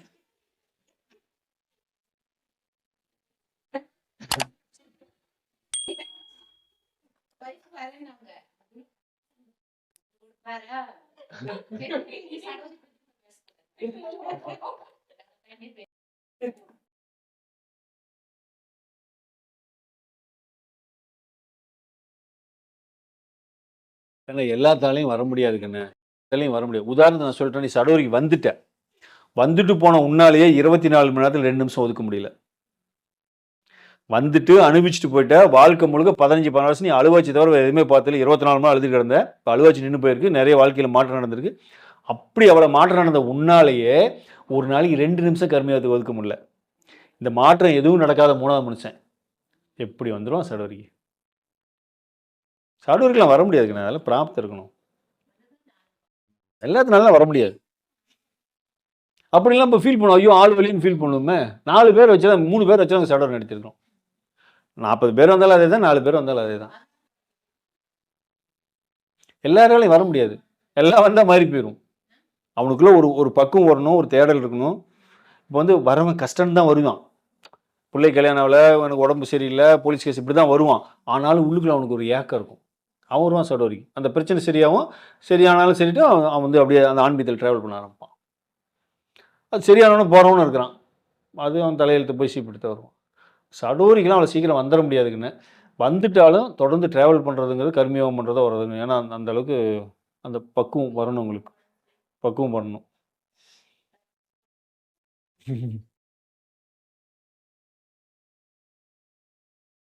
அதனால மலத்த 10 தடவை நினை வேண்டாங்கல்ல. 2 தடவை ஞானப்பாடல் நினச்சிக்க. புரியுதா? இல்ல எப்பலாம் மலை ஞாபகம் வரும், மாமியார் ஞாபகம் வரும்போது ஞானப்பாடல் நினச்சு. அதை அவாய்ட் பண்ண பாரு. அதாவது நெகட்டிவ் வரும்பொழுது பாசிட்டிவ் கொண்டாந்து அந்த தாட்டை நீ உள்ளே போடாத. நீ அதை நினைக்க வாழ்க்கை அந்த மாதிரி தான் நடக்கும். ஏன்னா நான் ஜிப் பற்றி நான் சொல்லியிருக்கேன் 14 தடவை 7 to 14 டைம்ஸ். அடுத்த லேயர் போயிட்டே இருக்கும். அடுத்த லேயர் போக ஸ்ட்ராங் ஆகும், கர்மா ஸ்ட்ராங் ஆகும். அதுதான் நடக்கும். நீ மேலேயே தூசு மாதிரி தட்டி விட்டீங்கன்னா பதிவே இல்லாமல் பண்ணிடும். மாமியால் மறந்துடு. வீட்டுக்கு போனால் தான் மாமியார் நினைப்பறணும். கடையில் குத்திட்டு எதுக்கு மாமியார் நினச்சிட்டு இருக்கிற? மாமியார் சாயந்தரம் வீட்டில் போய் நீ கடையில் குத்திட்டு அந்த அம்மா பிஎல்ல முடியாது உன்னால. சாயந்தரம் வீட்டுக்கு போனதுக்கப்புறம் மாமியார் அண்ணன் வரைக்கும் மாமியாவுக்கு மனசுலேயே கொண்டாடாத. அந்த என்ன இடத்துல இருக்கோ அதோட நிறுத்திக்கு, வேறு எதையும் மனசில் கொண்டாடாத. ஏன்னா நாளைக்கு எதை பண்ணணும், நாளைக்கு எதை கமிட்மெண்ட்லாம் உனக்கு எதுவுமே கிடையாது. நாளைக்கு கார்த்திக் கல்யாணம் பண்ணணும், அப்படி எதாவது இருக்க ஒன்றுமே இல்லை. கடைக்கு போகிற, வேலை செய்கிற, சம்பளம் நேரம், வீட்டில் துணி துவச்சி போகிற, சோறாக திரும்பிட்டு படுத்துவோம். இது தவிர வேறு ஏதாவது இருக்க ஒன்றும் இல்லை. அப்புறம் என்ன அதை நான் ஜாலியாக கொண்டாடேன். இங்கே வந்தால் கடை ஞாபகம், அங்கே போனால் வீட்டு ஞாபகம். அது கழியுது, அது பண்ணுது, வந்தால் வலிச்சு போட்டுக்கலாம், இல்லையா கிடக்கட்டும். அதை போய் கடையில் கொண்டு வந்து மனசில் கொண்டாடாது. அப்போ 24 மணி அது உன்னை உள்ளே விடாது. 24 மணி நெகட்டிவ்ல இருக்கிற கொஞ்ச நேரம் கூட நல்லா பாசிட்டிவ் கொண்டாட முடியலன்னா இந்த சடரி வரணும்னு நினச்சி கர்மியத்துக்கு வர முடியாமல் போய் அப்படியே போகிறாங்க. அதுதான் காரணம், உங்களுக்கு காரணம். ஆமாம், இந்த இடத்துல ஒருத்தருக்கு இப்போ இவரும் வராரு, நீங்களும் வர, நீயும் வர, ஒரு யார் இந்த சுஜாதா வருதுன்னு வச்சுங்க. சுஜாதா கர்மியத்துக்கு வரதுக்கு நீ வர முடியாத போகிறதுக்கு என்ன காரணம்னா, சுஜாதா வாழ்க்கையில் உன் வாழ்க்கையில் இருக்கிறோட அதிக துன்பங்கள் இருக்குது. அது உனக்கே தெரியும், பக்கத்து விட்டுறதுனால. இருந்தாலும் 24 மணி நேரம் அந்த பிள்ளை இதை நினச்சிட்டு இருக்குது. நீ என்ன பண்ணுற, 24 மணி நேரம் நினைக்கிறது உனக்கு 2 நிமிஷம் டைம் இல்லாமல் போகுது. அப்போ நீ என்ன பண்ணுற, சடரி விட்டு நீ அந்த பக்கம் போகிற, இந்த பிள்ளை சடரி இந்த பக்கம் வரும். வித்தியாசம் அவ்வளோதான். 2 பேர்த்துக்கும் துன்பம் இருக்குது. அந்த பிள்ளை 24 மணி நேரம் நினைக்கிறனால அதை நோக்கி ஈர்க்கப்பட்டு வருது. நீ நினைக்காதனால நீ பின்னால் தள்ளப்படுற. அப்போ சடோரிக்கு வந்து கேட்பா, சடோரிக்கு வந்தவங்களாம் ஏன் ஃபஸ்ட் வரல? இதுதான் காரணம். சடோரிக்கு வந்தவங்களாம் வந்துட முடியாது. அவன் அந்த சடோரி தன்மையை அவன் அதுக்கு அடிக்கடி, அதனால தான் ஒரு நாளைக்கு 5 முறை ட்யூன் பண்ணிக்க நான் சொல்லுவேன். புதுசாக கல்யாணம் பண்ணிச்சு கொண்டாட்டிட்டா அந்த தன்மையை 5 முறை ட்யூன் பண்ணி கொஞ்சம் கொஞ்சமாக இது கொண்டாந்துரும். கர்மத்திலேருந்து கரை சேரலாம் அப்படிங்கிறது. அதனால் முடிஞ்ச அளவுக்கு வாழ்க்கையில் வாழக்கூடிய நேரத்தில் முடிஞ்ச அளவுக்கு பாசிட்டிவாகவே திங்க் பண்ண பாருங்கள். அட் ப்ரெசண்டில் இருக்க மாதிரி திங்க் பண்ண பாருங்கள். பூச்சலில் போய் ஒன்றும் கம்ப கட்டுற வேலையெல்லாம் நமக்கு கிடையாது. அப்படின்னா எவ்வளோ கட்டியிருப்பிய. ஒருத்தன் கேட்டாரான், அவர் பெரிய பேர சொல்லுவார். ஒருத்தர் பஸ் ஸ்டாண்டில் போய் நின்றுருக்காரு பஸ் ஏறுறதுக்கு. அங்கே ஒரு பையன் பள்ளிக்கூடம் படி 8ஆம் கிளாஸ் படிக்கிறேன் தம் அடிச்சிருக்கிறான். ஒரு பையன் தம் கூப்பிட்டு கேட்டிருக்காரு, தம்பி எத்தனை வருஷமாக தம் அடிக்கிறேன்ருக்காரு. அவர் 4 வருஷமாக அடிச்சிட்டு இருக்கேன், சின்ன வயசில் கற்றுக் கொடுத்துறாங்க. ஒரு நாளைக்கு எத்தனை பைட் அடிப்பேன், எத்தனை பைட், ஒரு சிகரெட் என்ன விலை, இல்லை ஒரு கணக்கு போட்டு தம்பி 2,60,000 நீ சிகரெட் குடிச்சிருக்கு தெரியுமா, சேர்த்து வச்சுருந்தா 2,60,000 சேர்த்துருக்கணும். சார் நீங்கள் சிகரெட் குடிப்பீங்களா சார்? அந்த பழக்கம் தாராங்கிறேன், அதெல்லாம் ஒன்றும் பழக்கம் இல்லைப்பா. உங்களுக்கு என்ன சார் வயசு? நான் ரிட்டையர் ஆகிட்டப்பா, 62 வயசு ஆகுது. அப்போ எத்தனை லட்ச ரூபா சார் நீங்கள் கையில் காசு வச்சுருக்கீங்கன்னா அந்த கணக்கு ஆகி போயிடும். அதனால் எல்லாருலாம் வர முடியாது, வந்தவங்க நிற்க முடியாது. வரலன்னா காரணம் ஏன்னா சடோரிக்கு வந்தாங்க, எத்தனையோ வருஷம் இருக்கிறவங்க ஒரு குறிப்பிட்ட இடத்துல நிற்கிறாங்க. நேற்று டக்குன்னு இங்கே வந்துட்டாங்க, இருக்கிறவங்க அப்படியே பின்னால் போயிட்டுருக்காங்க. அப்படின்னு கேட்டால் எத்தனை அவங்க எல்லாத்து வாழ்க்கையிலும், இப்போ இவர் வாழ்க்கை எல்லா வாழ்க்கையிலும் பிரச்சனை இருக்கும். இப்போ அவர் வாழ்க்கையில் எந்த பிரச்சனைலாம் அவர் கொஞ்சம் ஈஸியாக வர முடியும். இவர் வாழ்க்கையில் நிறைய பிரச்சனை தான் அவர்கள் ஈஸியாக வர முடியாது. இவர் அந்த பிரச்சனையை பார்த்துட்டு போய் நினைக்க முடியாது. அப்போ உங்கள் 2 பேர்த்து வாழ்க்கையிலையும் பிரச்சனை இருக்குது. உனக்காவது வீட்டுக்காரன் பிரச்சனை இல்லை, அதுக்கு வீட்டுக்காரன் பிரச்சனை இருக்குது. கெட்ட வார்த்தை பிரச்சனை இருக்குது. ஆப் போட்டு கெட்ட வார்த்தை திட்டுற சாதாரண ஆள். ஸ்பீக்கர் போட்டு வாயில் பேச வாய் வலிக்குன்னு சொல்லி ஸ்பீக்கரில் போட்டு விடுறாள். அப்புறம் எவ்வளோ சிக்கல் இருக்கு. குடும்பத்து செலவை தான் பார்த்தாகணும். உனக்காவது பையன் ஆறுதல் இருக்குது, கார்த்தி ஒரு ஆறுதல் இருக்கிறான், சுஜாதாவுக்கு என்ன ஆறுதல் இருக்குது? ஆனால் சுஜாதா 24 மணி நேரத்தில் கிட்டத்தட்ட முடிச்சிருந்த நேரத்தில் 3/4 நேரம் அது அந்த நினச்சிக்கிட்டே இருக்குது, சடரி நினச்சிட்டு இருக்குது. அது மனசுக்குள்ள அந்த எண்ணம் இருந்துகிட்டே இருக்குல்ல. இத்தனைக்கும் அந்த பிள்ளை 4 துணி தைச்சுன்னா அந்த பிள்ளை தைக்கிறதுக்கு அளவுக்கு வருமானத்தை நாங்கள் கொடுக்கல. சொப்ப வருமானம் தான் நாங்கள் கொடுக்குறோம். ஏன்னா எங்களால் அவ்வளோதான் முடியுது. ஏன்னா அதுக்கே தெரியும், வர சொல்லி அதான் பார்த்துக்குது, அதான் நடத்துது, அதனுடைய அதுக்கு உண்டான காசு அதான் எடுத்துக்குது அப்படிங்கும்போது அதுக்கே தெரியும். ஏன்னா வளரல. இருந்தாலும் அந்த பிள்ளை வந்து அதை பாதி நேரம் அதை ஒதுக்கிட்டு பாதி நேரம் இதை செய்யுது. அப்போ அதனால அதுக்குள்ளே வந்து நிறைய சேஞ்சஸ் நடக்குது.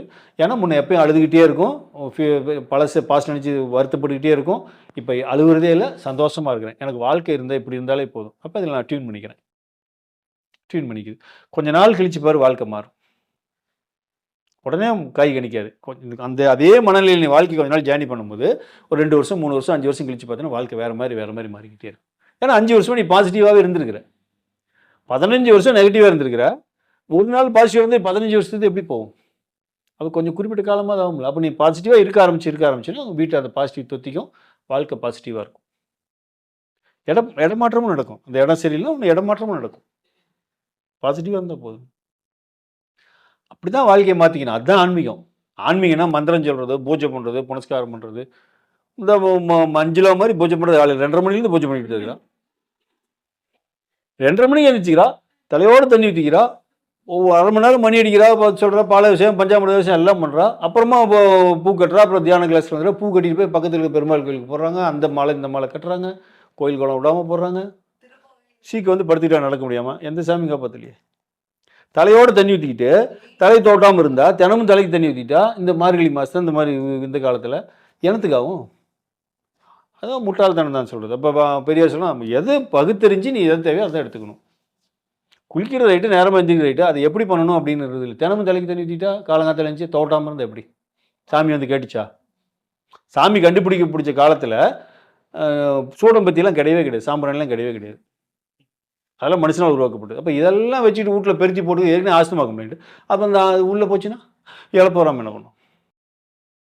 கொஞ்சமாவது நம்ம வந்து நம்பிக்கை இருக்கிறதா, அது மூட நம்பிக்கையாக இருந்துட்டால் நம்ம மாட்டிக்குவோம். அதனால் இப்போ இழுத்துட்டு படுத்துக்கிறது 10 நாள். இல்லை ஒரு விரதம் ஃபாஸ்டிங் எடுத்துக்கலாம். இந்த சாமிக்கு விரதம், அந்த சாமிக்கு விரதம் சோவாங்காட்ட வருது. ஹச்பி 6 மணிது, ஹச்பி 6 வந்து கீழே வந்துருச்சு. விரதங்கிறது நம்மளோட ஆரோக்கியத்துக்காக, செல்லை புத்துணர்ச்சி பண்ணுறதுக்காக கொடுத்துக்கப்பட்ட ஒரு சமாச்சாரம். அப்போ வந்து ஃபாஸ்டிங் நல்லா தெரிஞ்சும் ஃபாஸ்டிங் போட்டுருக்கான். இல்லை கடவுள் பேர் சொல்லி அந்த இதெல்லாம் கணிச்சு ஒரு குறிப்பிட்ட நாள் இருந்தால் நல்லதுன்னு போட்டிருக்கான். அது இருந்தால் இருந்தது. எப்போ பார்த்தாலும் விரதமே இருந்தால். எங்கள் மேம்பண்டாட்டி அப்படி தான் விரதம் சைவமாக இருந்தது எனக்கு தெரிஞ்சு. கடைசி 7 கொட்டானா செத்து போயிருந்தாங்க, ரத்தம்லாம் குறைஞ்சி. கடைசியில் மாட்டுக்கறி வாங்கினா போய் தினம் மாட்டி இருந்தாங்க. விரதம் எங்கே போச்சுன்னு தெரியல. ஆதிபராசக்தின்னு போயிட்டு இருந்தாங்க. செத்து போயிடும்னா விரதம் சாமி காணா பண்ணி செத்து போயிடுவேன்னா நீ மாட்டுக்கறி தின்னா உசுரோட போயினா மாட்டுக்கறி தின்றுவாங்க. சாமியாவது போதும், அது பறந்துடும். இப்போ நம்பிக்கைங்கிறது முட்டாள்தனமான நம்பிக்கையாக இருக்கக்கூடாது. நமக்கு என்ன கடவுள் மேலே நம்பிக்கை இல்லையா? அந்த குறிப்பிட்ட விஷயத்தை நம்ம கடவுளாக சொல்ல கிடையாது. ஒரு மனிதநேயத்தை, ஒரு ஏகாந்தத்தை கடவுளாக எடுத்துக்கணும். நம்பிக்கை சிறப்பாக இருக்குது, அது மேலே இருக்குது. அதை பற்றி ஒரு சிலையை அதை நம்பிக்கிட்டு அதுக்கு பூஜை புனஸ்காரம் பண்ணி ஏமாந்து போகக்கூடாது. உடலையும் கெடுத்து, மனசையும் கெடுத்து, குடும்பத்தில் இருக்களையும் சேர்த்து, பொருளாதார சீரழிவு ஏற்பட்டு உடம்பு சரியில்லைன்னு என்ன பண்ணுவேன்? எல்லாம் போச்சு. உடம்பு முடியாமல் படுத்துட்டு எல்லாம் போச்சு. எவ்வளோ பணம் இருந்து காசு இருந்து ஒன்றுமே இல்லை. உடம்பு ரொம்ப ரொம்ப முக்கியம். அதாவது உடலோட ஆரோக்கியத்தையோ மனதோட ஆரோக்கியத்தையோ கெட்டுக்கிற மாதிரியான ஒரு பக்தியோ ஆன்மீகமோ மதமோ ஜாதியோ எது இருந்தாலும் தூக்கி எறிஞ்சிருங்க அதை. அதனால உங்களுக்கு எந்த பெனிஃபிட்டும் கிடையாது. உடலுக்கும் மனசுக்கும் பலத்தையும் ஆரோக்கியத்தையும் கொடுக்குற சமாச்சாரங்கள். உன்னோட ஜாதி உனக்கு மனதுக்கு உனக்கு பலத்தை கொடுக்குதா? உன்னோட சமயமோ உன்னோட கடவுளோ மனதுக்கும் உடலுக்கும் உனக்கு பலத்தை கொடுத்தாருன்னா நீங்கள் எடுத்துக்கங்க. அதை கெடுக்கிற ஒரு சமாச்சாரத்துக்கு நீங்கள் போகாதீங்க. எப்படி லாஜிக்கலாக அது சக்ஸஸ் ஆகாது இல்லை? அதை கொஞ்சம் மாற்றி, அதுக்கு தான் கர்மி வந்துடுறது. 2 நிமிஷம் தான் ஒதுக்கு சொல்கிறோம். சின்ன 5 நிமிஷம் 7 நிமிஷம் தான் ஒரு சூட்சும குரூப்பில் போடுவாங்க. அது ஒரு 2 நிமிஷமாவது நல்லது காதில் கேட்க மாட்டான் அவன். அது உள்ளுக்குள்ள ஒன்று பண்ணாதான் அந்த டியூன் ஆகிக்கும்ல, அப்படியே சாடு ஒரு டியூன் ஆகிக்கும்ல. அதுக்கு டைப் பண்ணுவான்ல நாள். இவன் என்ன பண்ணுவான்னா பார்த்துட்டு ஃபாஸ்ட் ஃபார்வர்ட் பண்ணி பார்த்து ஸ்க்ரீன்ஷாட் எடுத்து போட்டுருவான். சூப்பர். அது என்ன இப்படி ஒரு தம்ப் ஃபிங்கர் இது போட்டுருவான், ஸ்டாரை போட்டுருவான் திருட்டு போய். பார்த்து அதை பார்த்து அந்த கருத்தை உள்வாங்கி அனலைஸ் பண்ணி நீ என்ன புரிஞ்சுட்டு அதை போட்டீங்கன்னா தான் அது உனக்குள்ள வேலை செய்யும். அப்போ நீ 24 மணி நேரத்தில் ஒரு 2 நிமிஷம் நீ அதுக்காக ஒதுக்கிட்ட. அது என்ன ஆகும்? அப்படியே கொஞ்சம் 2 3 ஆகும், 3 4 ஆகும்.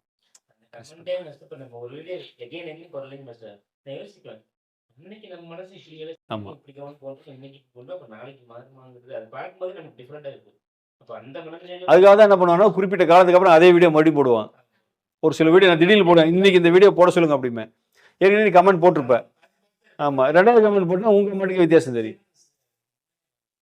அது அந்த அளவுக்கு மக்களுக்கு வந்து இது எதனால போடுறாங்கன்னு புரிஞ்சுக்கிற சக்தி கூட அவங்களுக்கு இல்ல. எதுக்கு இந்த வீடியோ பார்க்க சொல்றாங்க? எதுக்கு ஒரு 3 மாசம் கழிச்சு அதே வீடியோ மறுபடியும் பார்க்க சொல்றாங்க? 2 கமெண்ட் போட சொல்றாங்க? அப்படின்னு யோசிக்கிற அளவு புத்தி இருந்ததுனா இன்னும் மேல வந்திருப்பான். அவனுக்கு யோசிக்கிற அளவு புத்தி இல்ல. அப்புறம் நான் அன்னைக்கே கமெண்ட் போட்டேனேங்கிறான். நான் 3 மாசத்துக்கு முன்னாடி போட்டாங்க. ரிப்பீட் அவங்க எனக்கு ஒருத்தன் கம்ப்ளைண்ட் பண்ணுவான். மாஸ்டர் இது போட்ட வீடியோவே திருப்பி போடுறாங்க மாஸ்டர். டேய் நான் தான்டா அத போட சொன்னேன் அப்படின்னு. 3 மாசம் முன்னாடி போட்டாங்க மாஸ்டர். நான் கமெண்ட் போட்டுருக்கேன் மாஸ்டர். ஏப்பா நீ கமெண்ட் போடலன்னு கேட்டா, அந்த கமெண்ட் எடுத்து ஸ்கிரீன்ஷாட் எடுத்து போறான். நான் ஏற்கனவே கமெண்ட் போட்டு விட்டேன். அது உன் மெசேஜ் மாஸ்டர் இவங்க வந்து 6 மாசத்துக்கு முன்னால கமெண்ட் போட்டுருக்கேன் டேட்டா பாருங்க அப்படிம்பாங்க. அந்த மாதிரி குறிப்பிட்டு பொறுக்கி 600 பேத்துல ஒரு 60 பேத்த எடுத்துருக்கிறோம். 60 பேத்துல ஒரு 16 பேரை என்னமோ தான் அந்த குழுவில் வச்சிருக்கிறோம். அவனை தான் கமெண்ட் போட சொல்றான். அவனாலேயே புரிஞ்சிக்க முடியல. ஏன் அதை போட சொல்றாங்க?